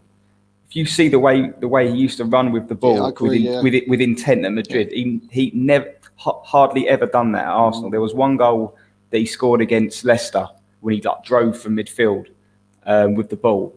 But other than that, when he plays for Arsenal, everything's done at very, very slow pace. Normally a very slow pace. He gets the ball, he takes his time. At Madrid, he didn't really do that at all. So I think the player Arsenal have seen is a different one from the one that was at Madrid, and I think it's a shame. So I think he had the ability to be as good as he was at Madrid at Arsenal, but I just think he got a lot of money, and I don't know. I just don't think he's lived up to his potential at Arsenal. He hasn't been a flop, but he definitely hasn't been as good as what he could have been. And yeah, I wouldn't play him now because I don't think he was playing that. I think some of the fans think he played a few decent games under Arteta. He was okay. He was all right. It wasn't amazing. And if he's going to be gone in a few months' time anyway, I can't disagree with that to a certain extent, because I hear the argument. A good argument for that is there's no by bringing him back and playing him, there's no real foresight for where the squad's going. You got to set up for a life without Mesut Ozil. So why have 6 months without him, then 6 months with him, then have the rest of the Arsenal life without him? But you know what? One thing where with this formation that Arteta plays, where he seems to play three midfielders and 3 forwards, sort of one on the left, one on the right, and one in the middle. Where would Ozil play in that formation? He wouldn't play on either wing. He wouldn't play. Yeah, he wouldn't play on either wing. So you might play. I just don't know where. I don't know where he'd play. I think that was the problem. I think that was one of the problems when Arteta came in with Ozil. Arteta would play Ozil on the wing, which didn't work. Was a lot of complaints about that. Yeah. And sometimes Ozil was playing a bit deeper. One thing that you couldn't argue with was he'd upped his work rate, because that was one thing that people said he wasn't doing enough, was it didn't work enough. But one thing that he was doing since Arteta came in was working hard. The problem was we weren't seeing any of these assists. We weren't seeing any of this creative flair that we were dying for. So look, I could see both sides of it. Yeah. Me myself, I don't see. You're never going to see it. Are you thinking? Me myself, it's like it's an option. You've got an option there. You've completely taken the option out, and I would have, like, right now. I can see that there could be an argument for there's no point in having him in if we're going to bring someone in the January transfer window, which I think Arsenal should, But I think he should have been in the squad previously, should have been in the squad now. So there's that option, because we know we're going to come up against clubs that are going to sit deep, low block. We know clubs are going to do that. And there's no option for it. There's no option to get out of that when you've just got players who, at their best, with these players, will play like how they did against Man United, which is aggressive, which is with pace, which is pressing high and pressing tight. That is a great way of playing football, and you could do that and do really well in the league. You can do that and really do well in the league, but you can't do it against every team. You need that difference. Like like Liverpool, they do that every game. They play aggressive, they are direct, but they also have that difference in there. Arsenal don't have that. Arsenal don't have that difference right now, and you can't say it's Aubameyang. We have no one to unlock doors. Yeah, go on, mate. Lacazette, you can say that he drops deep, but what's he do? What's he doing when he's dropping deep? He's linking up the play. Oh, what, mate? What? He's dropped in. He's lost his man. So he's a free man. Pops it off to the winger and pops up front. That's quite one-dimensional. That can only work a few times. And now when people see Lacazette drop off, they know they've just got to keep tight on him. He's just not going to do anything. Yeah. It's like he's not going in him though as well. He's not going in him. A lot of people. Go on. But a lot of people have had a go today about Aubameyang, William, and Pepe. Yeah, the front three, and that they haven't done nothing. They haven't got nowhere. Right? They haven't done anything. Right. Mm-hmm. So you think, well, it's the people behind him's got to be creating the flair for these people to either run in behind or score the goals. What one or the other. But you've got Ceballos, who does it once in a blue moon. Willock, who don't really do it. Zaka ain't that player to do that type of things. So where's the flair coming from? The flanks are not. Tierney's doing it, but Bellerin's not. Yeah, there's only Tierney that gets forward. Got this mixture of you've got this smashed up, mess of, all over the place. So it is a mess. Steve, it is a mess. There's no balance. There's no balance. Yeah. But the thing is, and that's what gets you. That's what makes your mind think about Ozil. It does. It makes your mind think. When you see the young kids come on, when you see, and you think, why ain't that Ozil? Surely he could do that. Yeah, when I watch Reece Nelson coming out, I don't want to dig out of Reece Nelson, but I watch Reece Nelson come on, and once again I see that he can't cross a ball past the front man. I lose my rag, mate. Did you see the corner? You're a professional footballer. You have to get that ball past the first man. For God's sake, Reece. Did you see the corner? Mate. I don't need to see them corners because I saw the corners when he was under Emery. I saw the corners when he was playing under Lundberg. Reece Nelson, for some reason, in training, he's obviously whipping them in, mate. But when it comes to match day, even with no fans there, he can't get it past the first man. I don't know whether in training, that they've got someone on the front post, mate. But you need to just put a mannequin there on the front post and see if Reece Nelson can get it past that mannequin. Because if he can't, don't have him on corners. I mean, you know what? I'm sure we've all taken a corner, haven't we? I'm sure we've. You're giving me flashbacks. You're giving me flashbacks of Crystal Palace watching Hector Bellerin before the game, whipping balls in and going, "Oh, Bellerin's on it today." I'm telling you, look at that. Giroud on end of them, brilliant. Gets to the game. Say one thing? Don't do it. Can I just say one thing about Pepe today, right? Can I just say one thing? Get it off my chest. Well, just shit. The headbutt, right? I'm not condoning. I am not condoning, right? People out there, I'm not. Don't say it, Steve. Young kids. No, it's disclaimer. Disclaimer goes in first. Do not do it. But if you're going to do it. Fucking follow through. Put it. Do. I wasn't going to say that. But put that anger into scoring a goal. Put that anger into bombing down past him. Put that anger into Steve B going into a 50-50 tackle. And you know I can't believe it was sending off. That's cowardless. That's cowardless. I'm not being funny, but on a night out when I've been drinking, I've had buttered women by accident going in for a kiss than what that guy did. But Si, it's petulant, Si. It's petulant. I don't know about the other. It's frustration. That's Si's game. She says hello, Si goes in for the ball. Sorry. God.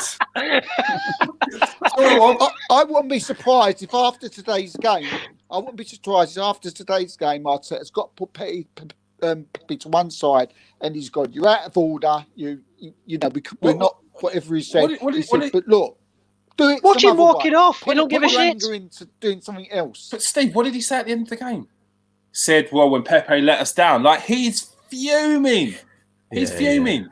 Like, him under the bus. Not being funny, Pepe, had an opportunity today, and I'm not saying the draw was his fault, whatever, but mate, come on. As you're saying there, Steve, put your frustration somewhere else. Rattle that ball. take the leather of it. You know when you hit a football and it wraps around your foot and you know you caught it well? Do that. Don't. He's playing kiss chase. In the eye like that. He was playing kiss chase with him before, fumbling around in the bushes with him, and then when he said something to him, he went and give it the push the heads together. That's stupid. You knew straight away what was going to happen. Sending off or not, because it's not, mate. Come on, but you get the heads together. You can't do that. You know you can't do that. So it is a sending off, mate.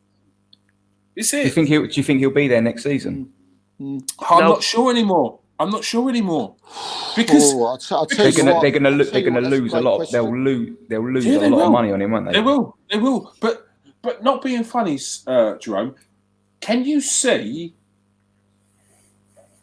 him fitting into any system that Arteta plays? Even if it's a case of I just want you to be a simple winger. I just want can you I can't see him doing what Saka's doing. Because I feel like Saka, is taking instructions from Arteta and putting them instructions to play. I don't feel like Pepe's doing that. No. You could put Salah. No, sorry, you could put Jota right up front. You could put Mane on the left, and you can put Pepe on the right. And Pepe will give 10 out of 10 every single week because he's playing every week. He's getting used to a system and he's getting used to his players. They're different players, though, mate. They're different players. Jota, with Arsenal, he's got no midfield and he's got no proper right back. But forget that. Yeah, Jota, Mane, and Salah are completely different players to Nicolas Pepe. They are all so direct. You know, you get the ball for them, they run in for goal. They're not cutting back, they're not twisting, they're going for goal. Pepe's problem, when Pepe was getting games, the problem that he had, is his decision making. It was, I've got 3 players in the box, I've taken on 3, I want to take on the 3rd one again. That was his problem. It was twist, too many twists. That's the problem. This is Pepe when he was getting a run of games and in his pomp. Oh, you can see something coming here. You can see something coming here. You can see something coming here.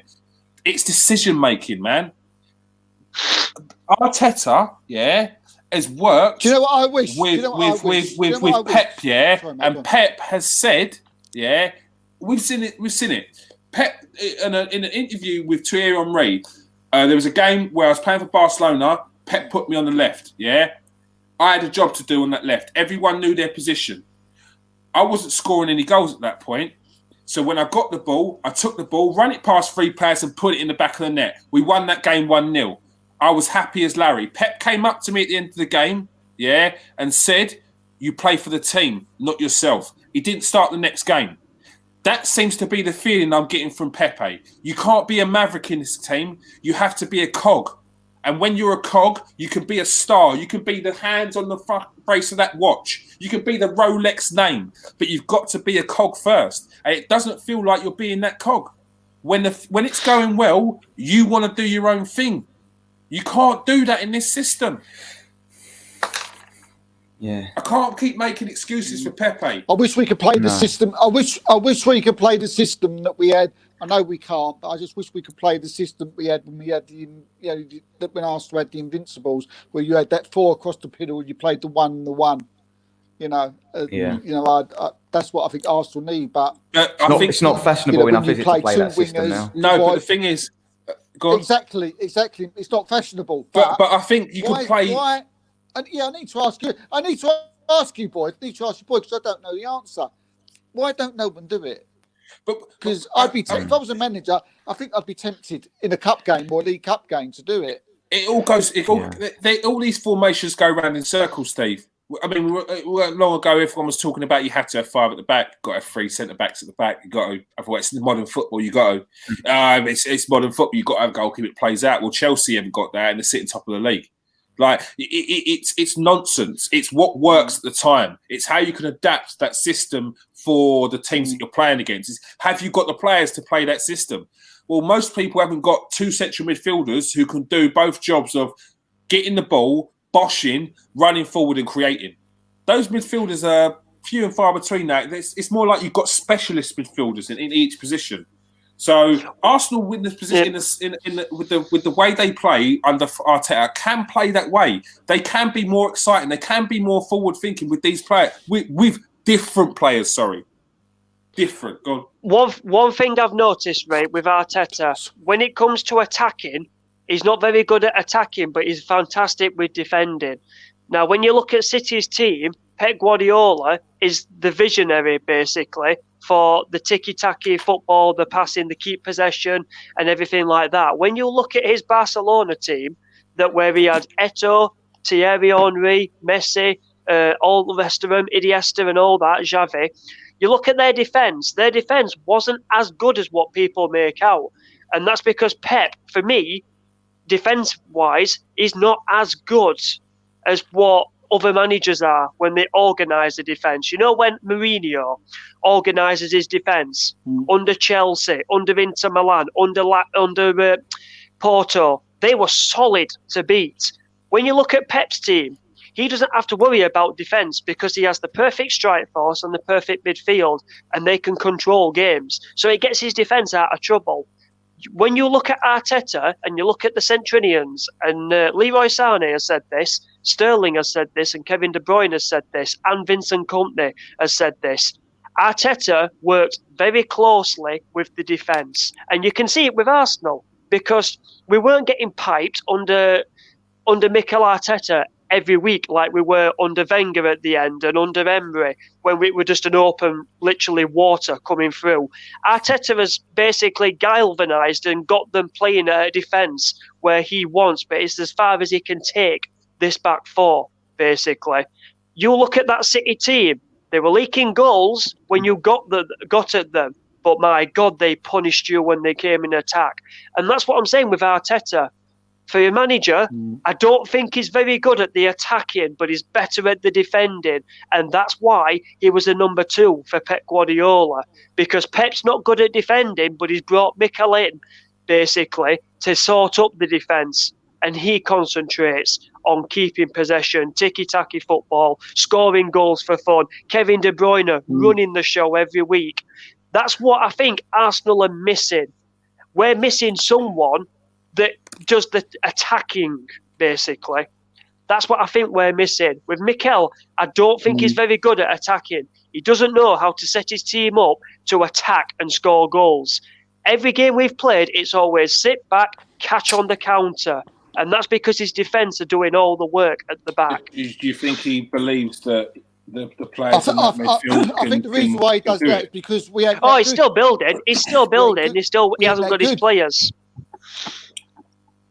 All right. Yes, like Nathan was saying before he went off, you know, they have to play certain players in midfield because, you know, to protect the defence.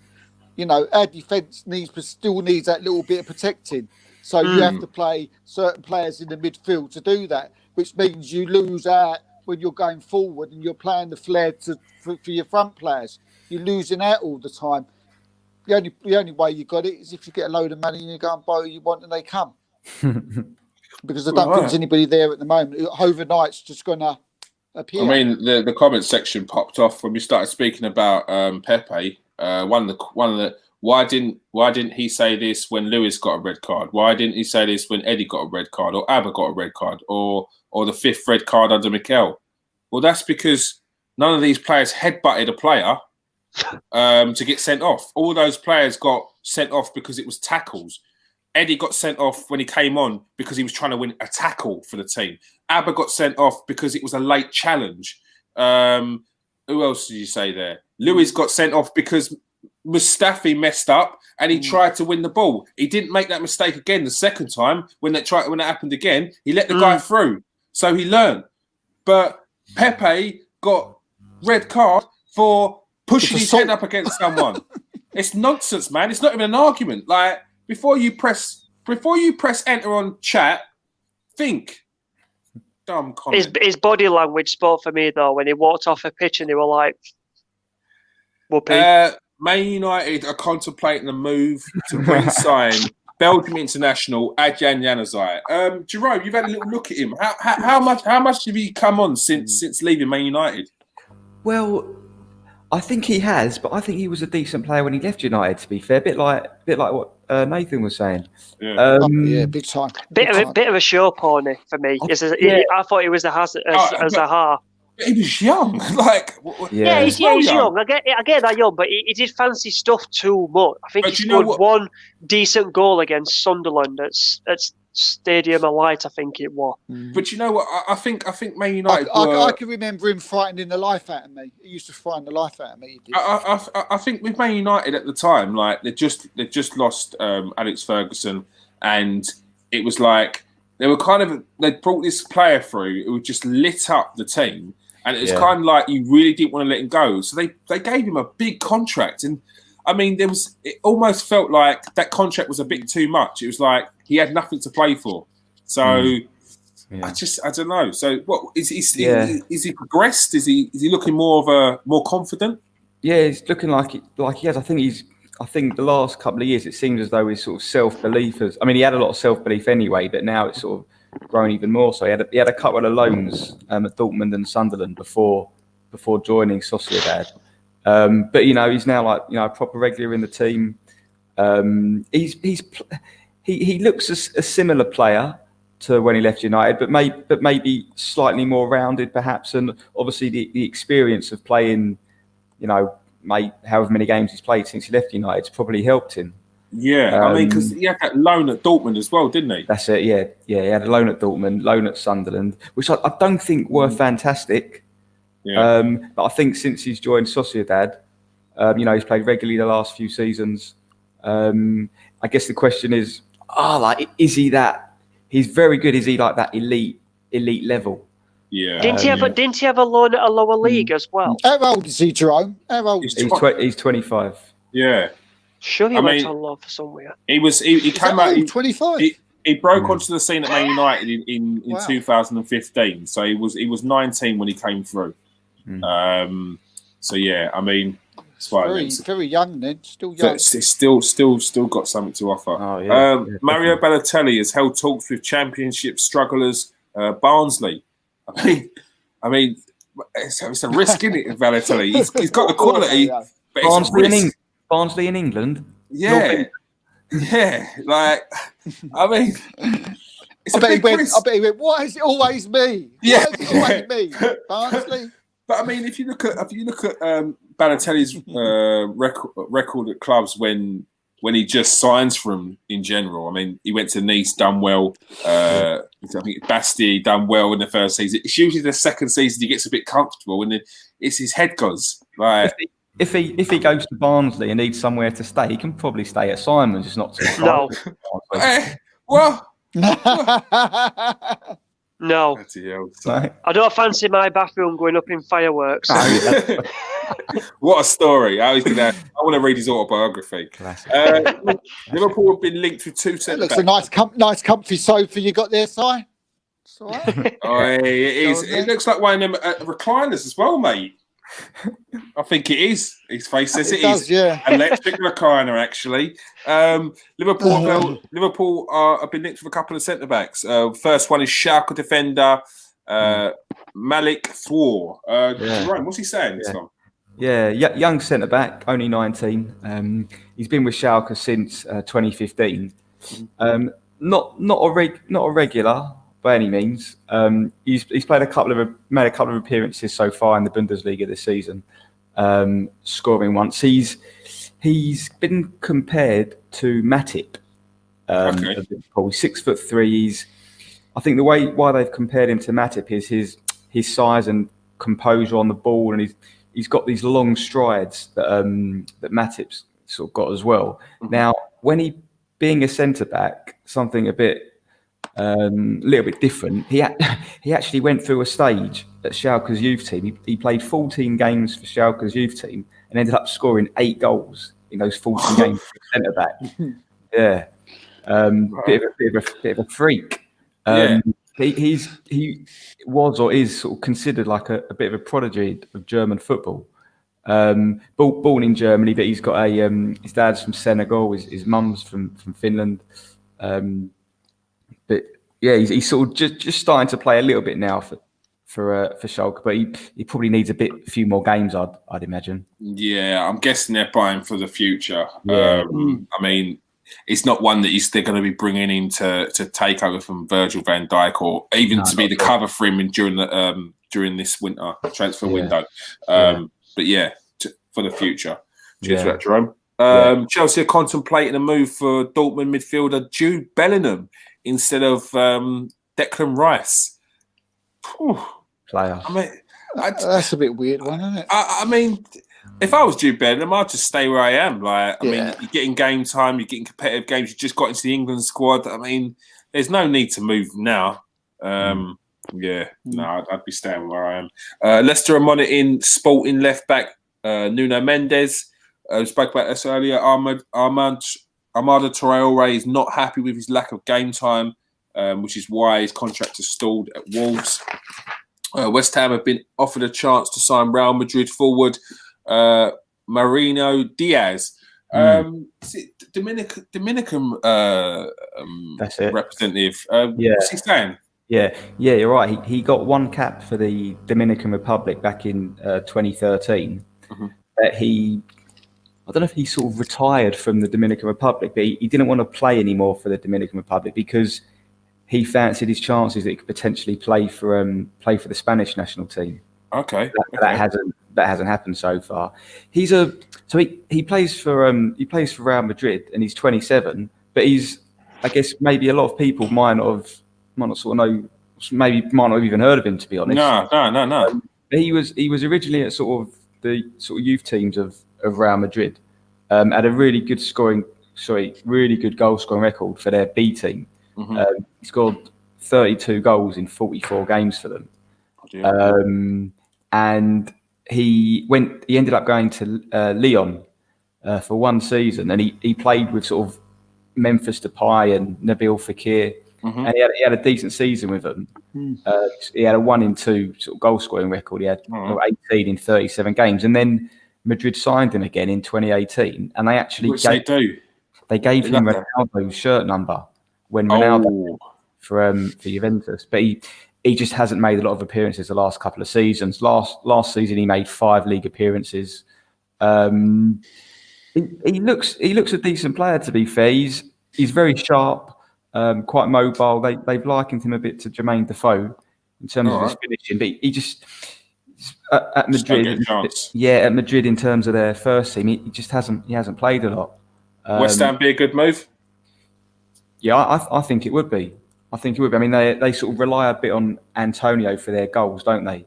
And the strikers are very kind of similar. Although Antonio got a bit more pace than Bowen and Helia, it's like they're still just beasts up top. Yeah. Like it would be to get a bit of pace and like a finisher. This guy might be a bit like when they signed Hernandez from United. He's a bit younger. He's 27. So he could be a good option perhaps. Yeah. All right, it remains to be seen. According to the Evening Standard, William Saliba could be going on loan next season. Why the hell he didn't go on loan this season is beyond me. It's one of the doziest decisions I've known. Considering Arsenal were worried about selling or sending Rob Holding out on loan. Then there was sort of had an influx of defenders coming back, and now they've got too many defenders on the books, and none of them are any good. the one that you spent 25 million on is meant to be the best French centre back in France is couldn't buy a game right now. So it's absolutely baffling. Clearly no foresight on what was going on there, and now Arsenal are left with a player who's now not just a year behind, he'd be 18 months behind because he only had 12 games last season because he had a metatarsal break. So it's absolute nonsense, mate. I'm arguing with myself here. I just responded to myself. This is what the club does to me. It baffles me though, because Arteta comes out and says, "I'm very impressed with what he's done. He's impressing me every week." He's got to look. If you're trying to pick up a player's confidence, if someone asks about Saliba, there's only a few things he can say. Yeah. Like, no, it's toilet. if he is doing well in training, yes, that's good. Boom, boom, boom. Big him up, and yeah. But like, if he's not, he's gonna say something that's very basic and down the line. And okay, yeah, he's probably doing well in training, but it still doesn't mean he's ready to be in the first team. Yeah. Like, it's like Eddie Hearn promoting one of his boxers. He's going to say he's looking good. Yeah, he's looking sharp. It's been the best form of his life. Yeah, and then he goes in stronger, gets knocked out first round. Yeah, that's it. So I was going to ask about Saliba and not say what the French bloke. He's absolutely crap. Yeah, that one. The one we got for 25 million last year wouldn't have paid 10 for him. Like, it's not going to happen. It's not going to happen. They've got to say it. Like, actions speak louder than words, man. And there's a lot of been said about not playing. I think because of like Kolasinac didn't go, and Mustafi didn't go, and Holding didn't go, and Chambers didn't go. I just think Arsenal was in just didn't know what they was doing. They didn't. They didn't know whether to send him on loan. They didn't know whether to keep him. They thought they would be able to get rid of. They thought they'd be able to get rid of Mustafi, Kolasinac, Socrates all on the last day. They were foolish enough to try and hold on to them for as long as possible to try and get a better price. And now, knowing full well that they're going to be leaving on a free at the end of the season, you're going to get even less than you would have done if you would have taken the first price. That is the kind of insubordinance I can't handle at Arsenal. Well, there's your answer. There's your answer.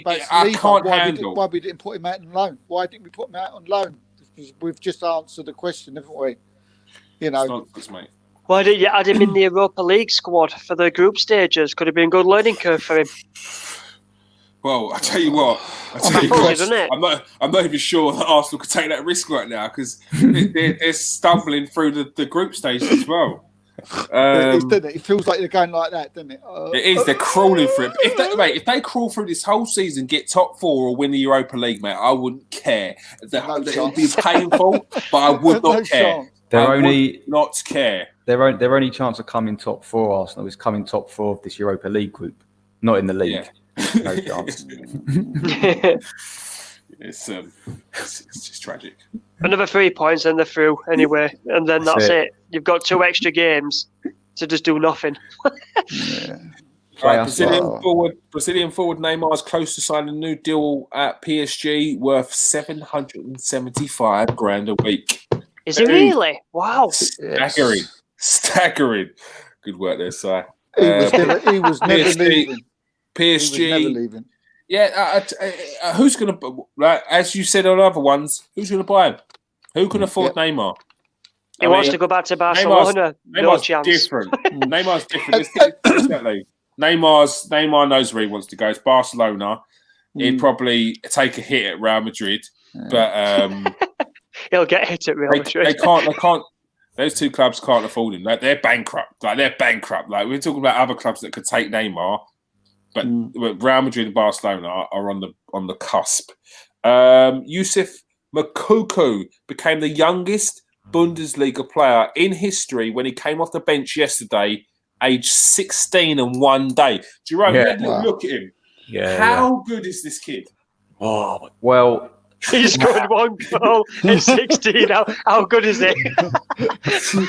I'm looking forward to this. Where shall we start with him? Where shall we start? Let's start with the fact that Haaland says that when Haaland was this age, he's better than Haaland at this age, basically. As you said, he only turned 16 on Friday. His goal scoring record for Dortmund's youth teams is outrageous. In 88 youth matches, he scored 141 goals.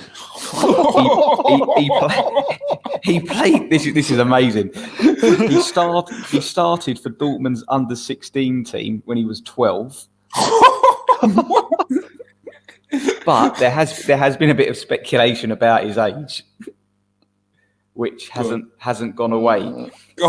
Saying no, people are saying that he's not 16. He's obviously a little bit older, but nah, they would have done tests on that. This is Germany. This is Germany. That was so bad. He's been with Dortmund since 2016. As you said, he became became the youngest player. I believe. So I think this is with this player. They obviously named him in the squad at the beginning of the season. Yeah. And I think initially there was a rule in Germany where 17 was the youngest age you could name a player in the squad. And because of this guy, they changed it to 16. What? Yeah. The Makoko rule, we call Yeah. it. Quality. Yeah. That's quality. Yeah. No, mate, if you want to make your mark in history, it's that, isn't it? So, This is not true, is it, Jerome? This is not true. This is a creator that you've made on FIFA. This is a character you've made on FIFA, isn't it? But when you watch clips of him, he's predominantly left-footed, but he can use both feet. He just looks like, when you see a player and it's like a 15-year-old playing against 9-year-olds. He just stands out like by a country mile. Like Si said, someone's cheated on FIFA. Someone's made the ultimate player. 99 everything. 99 everything. 6'5", 100 pounds. But is he better than Eddie Nketiah? Whoa, I don't know. The thing is that doesn't go in his favour. The thing is with Makoko, he isn't England's under-21's top goal scorer, so maybe not. No. Fair point. Did he beat Michael Owen's record? No, he didn't. That's it. No. So Did he play in the Victory Shield? No. No, he didn't. Did he win a Heinz Ketchup Cup? No, he didn't. Yeah. So get back down, kid. You're nothing, mate.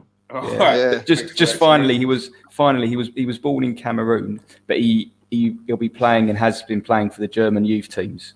So yeah, I bet they snapped him up. Yeah. 148 goals in 80 games. Is he Real Madrid? Is he Real Madrid, Barcelona eventually? Oh, he was playing for Real Madrid's men's teams when he was 5. No, it's been there. Yeah, he's done that. He's winding down now. It's Benjamin Button.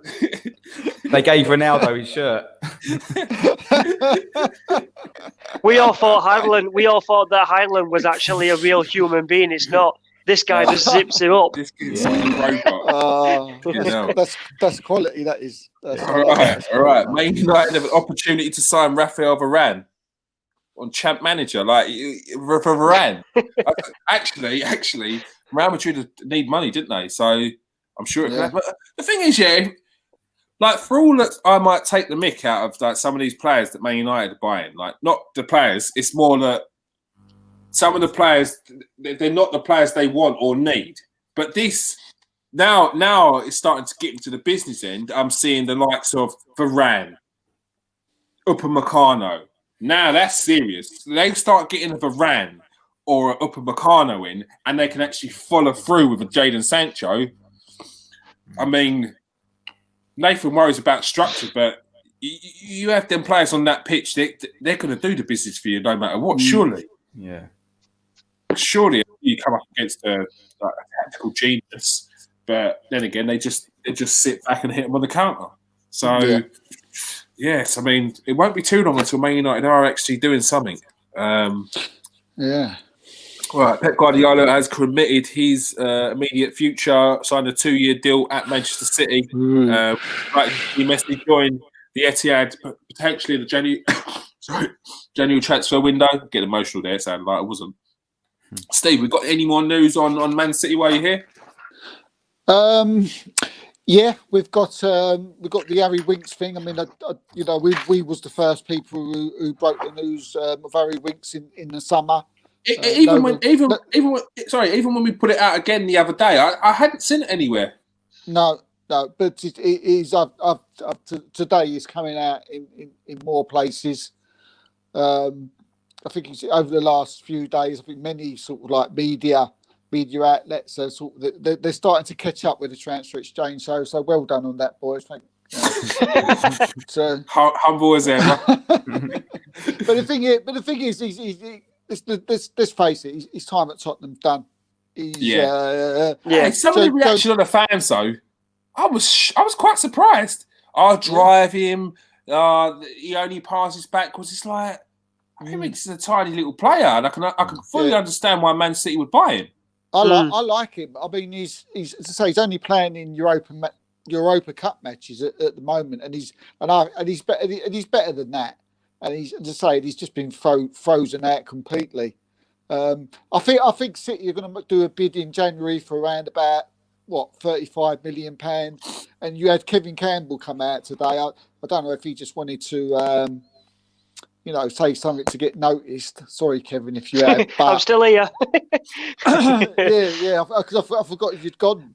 I hadn't heard of you for ages, but he come out. He did a piece in I think it was Team Talk that he was at the England match, and he actually heard Harry Winks over talking that he was in talks with Manchester City, and that was from Kevin Campbell today. No, Steve, I'm not being funny, yeah, but after the game, what? After the game when Harry Winks was speaking to the Tongan, and I picked up that vibe. Then the old covering the mouth, the Tongan giving it the old cover of the mouth. So I wouldn't be surprised if it was around then. Like there was something going on between Vertonghen, Harry Winks, and Alderweireld where they were looking like something, and Harry Winks looked fed up, and he's talking to someone who's just left the team as well. It's happening. Happening. It is definitely happening. Exactly. I mean, Dele Alli has also said that to Harry Winks that don't go to Arsenal because it'd just be too much hassle for you. So I don't know what that was about. What? There was Dele Alli told Harry Winks not to go to Arsenal because it'd just be too much hassle for you. So obviously there was some interest. I don't know about that. I don't know. Simon to be the man for that. To not necessarily now, but obviously to go and have a look. So have a little look into that. I'll have a look into it. I know that some Arsenal players and an ex-Tottenham player, I'm not naming the name because I said that I won't name the person, but are speaking to Christian Eriksen and telling Eriksen to go to Arsenal in January. All right. Well, there's the one thing. There's just finally. Well, there's quite a lot of Man City, but I'll just end it on. I'll save that with the Eric Garcia thing. There's mind games between City and Barcelona. I mean, Simra Hunter's come out this week and basically said that the 89 million wages is too much for Man City and they won't be bidding in January. It's been on Sky Sports. I've been told that's a load of rubbish. Man City. Simra Hunter has come out and said that the wages is too big for Manchester City. I just pretty much laughed at that. For who? For Messi? Yes. Okay. Yeah. A lot of people have jumped on it. I've never heard of it. Yeah, I would have mentioned that. Yeah. But the Eric Garcia thing, the mind games going along with City and Barcelona over Garcia. I mean, City are saying that they want 20 million in January, but Barcelona are saying that's too much. We want to wait until the summer, and Koeman's come out and said we'll just wait. We know that Garcia wants to come to us. We'll just play some of the centre-halves on the B team until we get him. So it's a big risk with PK out for the season. It's a big risk. I think there's this back and forward thing going on, and I think in January when we'll see a lot more. Yeah, how much are Barca actually willing to spend on him though? 10 mil. Have they got 10 mil? Because it runs out in the summer, so they're like, well, can City afford to lose 10 million? I would have thought so, wouldn't you? Exactly. So for me, I know some information that I was told a few days ago is that Antoine Griezmann has told his agent to go looking for a team in England. Okay. Yeah. Yeah. Says he wants out. Says he wants out of Barcelona. Yeah. Well, Barcelona. So there's about 8 of them. So the thing is, and it rings true because they've been told to take a wage cut. They've been told to take a pay cut, and if they don't take a pay cut, they could be forced to take a pay cut. And if they're forced to take a pay cut, the Players Association will come in and say, "You have taken it's a breach of contract. we will now terminate the contract and you will lose money. Yeah. So it's in Barcelona's interest to not be stupid and just sell the player. Yep. Sell the player, get the money for him. Because if you hold on to him, you're just going to be in more trouble. I can imagine that meeting, can't you, Messi? We want to. Not only have we pissed you off, we now want to make you have a wage cut as well. You've got to take a pay cut. Well, this is the whole problem with really PK previously. PK is looking like he's going to, or has signed an extension of his contract, but all the players got together and said we're not going to sign new contracts because they want us to take a pay cut to sign these new contracts. Well, PK went behind everyone's back and signed a new contract. So did he get in there before the pay cuts come in, or what did he do here? But they're not happy with him. So the whole Barcelona saga will continue, and we're going to get on someone in a couple of weeks to speak about Barcelona. We've got another, just quickly, we've got another Mickey Richards special. I don't know if you remember last week. We had Mickey Richards on Sky saying that he wanted to get rid of Edison. And, yeah. Yeah, and they needed a new goalkeeper, and shock horror, City needed to buy players. Well, today he's come out with the conclusion that Man City need a striker. Rocket, and there we go. What to replace a long-term replacement for Sergio Aguero? Yeah, of course they do. Yeah. Shock horror. Yeah. Shock horror. Sherlock. Mickey Bloody hell. Spectre Clouseau, mate. All right. Kevin De Bruyne is going to be the next one. It looks like he's going to be signing an extension of his contract. Previously, it said that the talks weren't advanced. I pretty much can 100% see that now the talks will become advanced now that Pep Guardiola has signalled his intent. David Alaba's representatives will meet with Real Madrid in the next few days. That was posted a couple of days ago, so that will be early next week. Manchester United will battle it out with PSG, Real Madrid, for Rennes midfielder Eduardo Camavinga. This has got to be either a replacement for Paul Pogba or a back off to Real Madrid. Stay away from Paul Pogba, otherwise we're going to take Camavinga, kind of thing. It's a big ask for someone like Camavinga's age to come into a Premier League team and be the main centre midfielder for Man United. He's not going to Man United. I can't see it. It's Real Madrid, isn't it? He couldn't come in. That's what I told you. Replace Pogba. The Camavinga one's been to Real Madrid for I don't know how long. I mean, Real Madrid have got a clear vision and a clear plan what they want to do for the future, and every player is on board. And every player now is kind of working. If you look between the lines and you join the dots up, Kylian Mbappe has refused to sign a new deal because he knows where he wants to go. You've got Camavinga that's come out and said, only 3 clubs that I want to play for in my career: Bayern Munich, Real Madrid, and Arsenal. There's a picture of Camavinga as a kid playing a video game with Arsenal on his wall and Real Madrid on his wall. I didn't see Bayern Munich, but he's mentioned them. I think there's a picture of him and his brother, and he was in his Arsenal kit and his brother was in a Real Madrid kit. Something like that. Yeah. And then basically Paul Pogba, like what we said 2 months ago, is running down his contract because Real Madrid have advised him to do it. So they can go and sign Kylian Mbappe. They can go and sign Camavinga. Then they get Paul Pogba a year later for free. So they're not going to have to pay big money for Pogba. And he will sit there and run down his contract. Or if Man United are smart, sell him in the summer. Yeah, sell him this summer, but he can always refuse. He can refuse, and that's the thing. And if Overmars and Van der Sar come in, it could be even more likely. He's not refusing. Yeah, I mean, the Overmars and Van der Sar thing will be a massive thing for Man United. I mean, I think that's what they need, isn't it? If we're talking about a bit of structure, I think that structure needs to come from the top. Well, Overmars was instrumental in getting Sergio Dest to Barcelona.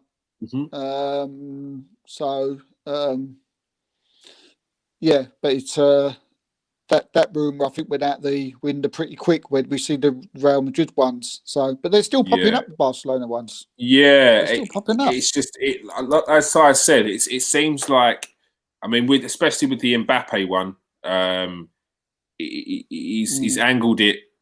Like PSG, there'd still be rumours. There's still things in the paper that will say PSG are going to try everything they can to get Mbappe to sign a new deal. They're going to offer. They're going to offer potentially try and sell Neymar to keep Mbappe. Mbappe knows his future. He is at a different end of the scale to where Neymar is. Neymar signing not his last contract, his last big contract, but Neymar signing his contract, which is the big one, the big one that will keep him at his club. That is going to be for the foreseeable future, and then maybe he go to a couple of like party teams later on in his career. Mbappe's very much at the start of his career. He's made his first big move to PSG. He's going to wind down his contract to the final year, so PSG have to sell him or potentially lose him on a free. He's a smart kid. He's done this on purpose. He knows full well by moving to a team like PSG, they can hold clubs to ransom and say, if you want to buy my player, you have to pay silly, astronomical money for him. But these players know this now. So wind down the contract, so you have to sell him for a reasonable price. It's smart. It's smart. I don't think Real Madrid will get pulled into anything like that. Not necessarily with that player, but with any player. Because like Simon said just now, they're doing it. They're doing things the perfect way. We spoke about it last week. They're doing it perfect, and whoever's made out this template for their future, or for they're thinking long term. Got to spot them. Yeah, Steve, they're thinking long term. But what are Barcelona doing? They're not thinking long term. They're not thinking long term. Even now, it seems like they're just like okay, let's get ourselves out of this trouble and let's just get in a big signing. It's like, who's running it? Who's running it?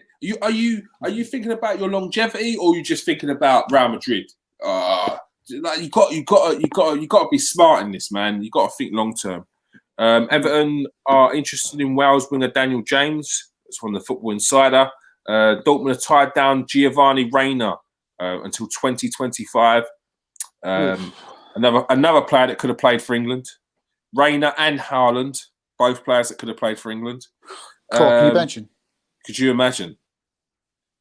imagine? Leeds and Manchester, mate. Man United are set to sign Braga centre-back David Carmo on a 4-year deal, which is set to be completed in January. That was posted the other day. Top work there, Si.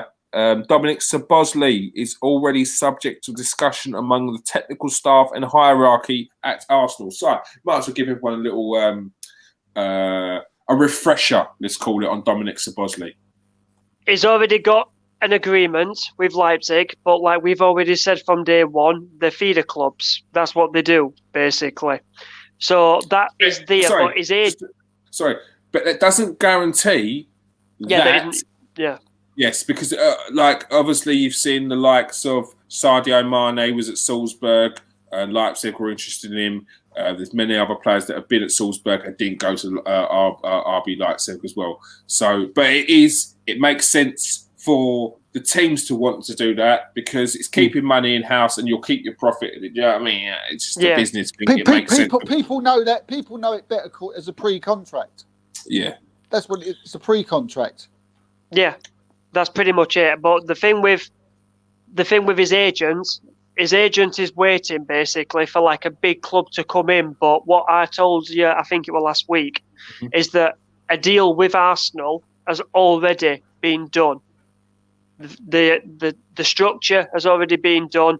The wages have been done. The length of the contract has been done. It's up to the player what he wants to do, basically. But Arsenal are in a very good position. And people, with these reports coming out where it's like, oh, they need to structure the deal, or they need to find a way how to pay off a 23 million euros release clause, but it's in 3 installments. So you just break the 23 down, basically, and it'll give you the idea of what Salzburg want in 3 installments. So with me, as what I've already said, is that so far so good. It's looking good for Arsenal at this minute, but things can change. Look at Hossein Aouar. That name's banned from us.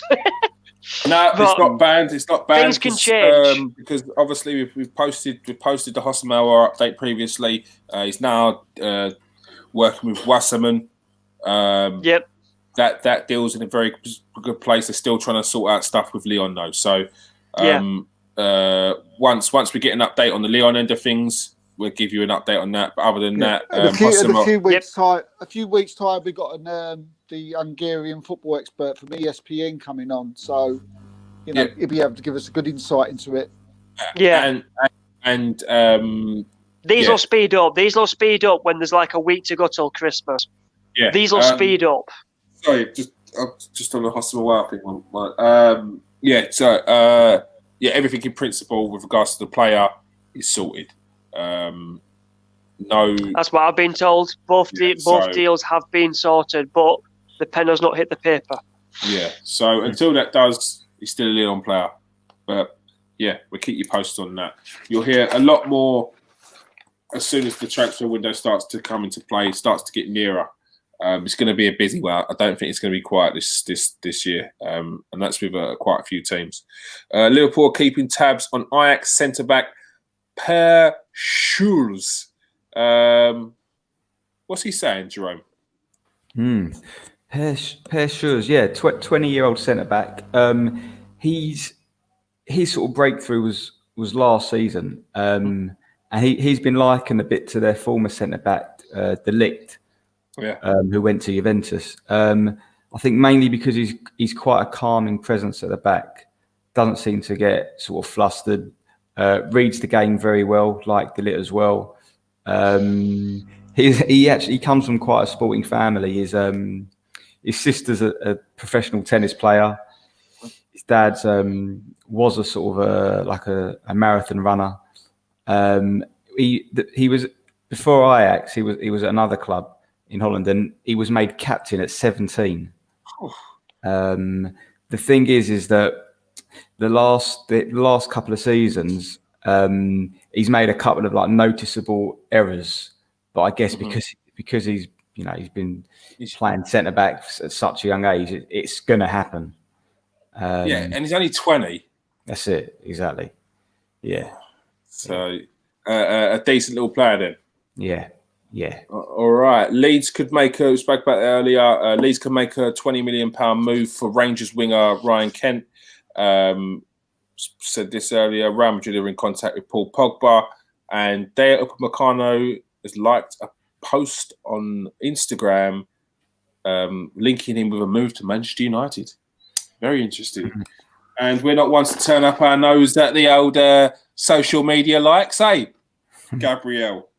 Hey, Gabriel. The thing is as well with that Upamecano one, with the like, it makes sense because they need that player in a centre half position, so they could very well get him.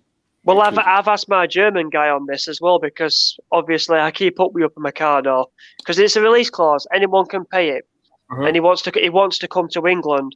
And what this person has told me is that 100% his head is in England, but it's not Manchester United. He's told me it's not Manchester United. Man United have got their eye on 3 centre-backs for next summer to partner Harry Maguire, because they want to move Lindelof and Bailey on. So they want to bring in 2 centre-backs. That's what I mean. They want to bring in 2 centre-backs, and one of them is not Upamecano, because I thought Upamecano might have gone to Man United, but this guy's told me, no, Upamecano's not going to Man United. He's already told Man United himself, flat out, I'm not coming. Doesn't want to go to Man United. Right. So I don't know who it could be. I ain't got a clue. It could be City. It could be Chelsea. No, it could be. It could be Chelsea. City not on him anymore, Steve. No. They've got enough centre backs. They're worse than us. That's a bit over the top. But no, they've got Laporte in there. They've got Diaz now. Diaz, Ake. But they're losing. They're losing Garcia. Well, they're losing Garcia, but I don't know what's happened for Fernandinho. He's played there a lot. I know he's at the moment. Rodrigo's played there before. You think they just have a stopgap player in that 4th position? If you've got your 2 main ones, and then you've got Ake, and then behind that you've got the desperate ones that you might have to put in. I wouldn't have thought they're going to pay out was it 58 million for a Meccano? Mm. So, but then again, the one again who needs a centre half is Liverpool. They need a centre half. Yeah, he's linked the other day with Liverpool. If I had to put my money on it, I'd say it's between Chelsea or Arsenal. That's not what I've been told. I'm trying to work it out. Chelsea don't want Rudiger because he only got back in the team for Chelsea, didn't he, against Newcastle. They've got Thiago Silva there already. I think that was a 1 or a 2 year deal, I don't know. But with Chelsea, I think Zuma, I see him staying there long term. They like Zuma. They like Zuma. They think they can Frank build Lampard Zuma. likes Zuma. And he's started to get into the French team now. I think I think That's with it. Zuma, he had a few seasons at like clubs, like stepping stone clubs, like Everton and the Stoke. He got his game time in. Now he's got to step up his level and be consistent because they know he can have good games, but now he's just got to be consistent to be that top 4 kind of defender. I mean, that's why it'd make sense to bring someone like Upamecano, who's young but he can learn off basically. They can learn together basically. That's what I'm getting. He's still for a centre back. He's still got plenty of years in him. And then you look at Arsenal, and obviously they're going for another centre back. They want someone to partner Gabriel. You've got William Saliba there. What happens with him? Does he go out on loan again or whatever? They've got Holding. Mustafi leaves at the end of the season. Socrates leaves at the end of the season. Pablo Mari is still obviously coming through injury and will try and get back in the team. So you look at Arsenal. They also need a centre back. So I'm putting it towards Chelsea or Arsenal that are going to go for him. But there's also Bayern Munich, as we know, that can never rule them out as who's recommended him now to go to Bayern Munich? I saw that. Ralph Rangnick. That's the one. Yeah, so because he's linked with Liverpool, and so yeah, it remains to be seen. But boom, what a show we've had tonight. Thank you very much for everyone coming on. Give these guys a follow. They put in a lot of hard work to give you all the information that you need to be up to date on the latest transfer news in soccer or football, as we say over here in England. Obviously, go and follow the Transfer Exchange Show, the Twitter page and the Instagram page. Make sure you like and subscribe, people. I'm not seeing enough likes. I saw a lot of people in here today. Make sure everyone's liking. Make sure everyone's subscribed, please. Thank you very much. Tell all your friends to come and subscribe to the Transfer Exchange Show. Don't just keep it to yourself. Yeah, because you want to pass off this information. Yeah, do you know what? I've got a bit of information. You know what I mean? But tell everyone. We're going to go global. We want to keep it's only $2.99 a month. No, we're not going to charge people. No charging. We're not charging people. We're not doing that. We're going to get sponsorship. We're going to do it a different way. But yeah. Thank you very much tonight, boys. Simon, thank you very much. Thank you, everyone. Cheers, right. Vicky and Nathan, as usual, as well. Yeah, thank you very much for Vicky Tidmarsh for coming on. Thank you very much for Nathan for coming on, as always. Steve. Hey, people in the comment section, Issy Hussein, I know you were asking a question about Man United. Why don't you ask me a question for Nathan next week? Put it in the comment section on this video, and I'll ask Nathan a question for you about Man United, Steve, thank you very much for coming on this week. Yep, cheers, Kieran. Thanks, everybody, for viewing tonight. Oh, no, that's wrong, isn't it? Shouldn't have done that. Not the right way. It's missed his hat. Head's gone. Head is gone. Jerome, the voice. Thank you very much for coming on tonight, Jerome. Nice one. Cheers, everyone. Thanks. Obviously, go and check out Jerome's new videos coming out. Football Next Generation. This week, it was on Norwegian players. Next week, people, it's on Arsenal players. We're going to look at Arsenal's best young players. There's the new Zlatan Ibrahimovic, they called him. I don't know who called him that. Oh, that's a big pair of football boots to step into. But Jerome's going to give it their once over, check up on these players, and we will be giving you updates on these players throughout the weeks as we move on, once we go through all the teams. And obviously, thank you from me for just being the host. Thank you very much for tuning in, Steve. people. Comment section. Let me just say hello to everyone in the comment section. Lyric, thank you very much. Peter G, it's our boy Peter G. Thank you very much, Peter. Right, Peter. Melvin Marks. If there's no Melvin Marks, mate, there's no voice. That's it. That's all I'm saying. Just go back to the 1970s, Melvin. It'll be all right then, mate, won't we then? Just want to do a shout out to Melvin as well. I absolutely loved your video. Listening with the old wire through the year, absolutely brilliant. Yeah. 8-4S. I know what you're talking about. For Arsenal fans that they would not take Jose Mourinho as a manager because defensive manager and look at the manager. Okay, is what it is. Hey, I'm seeing a lot of new people in here. Akram Video Production, thank you very much for coming on. Jonathan Cox, as always, never forget your name, mate. Thank you very much for support. As always, from day one. The Governor, thank you very much for coming on. The Governor, I see you every week. Hey, Steve Denham, you finally managed to catch us live, Steve. Stevie boy! Usually on a bit later, yeah? It's about time, isn't it? Usually catching it afterwards, isn't you, Steve? Thank you very much for catching us live tonight.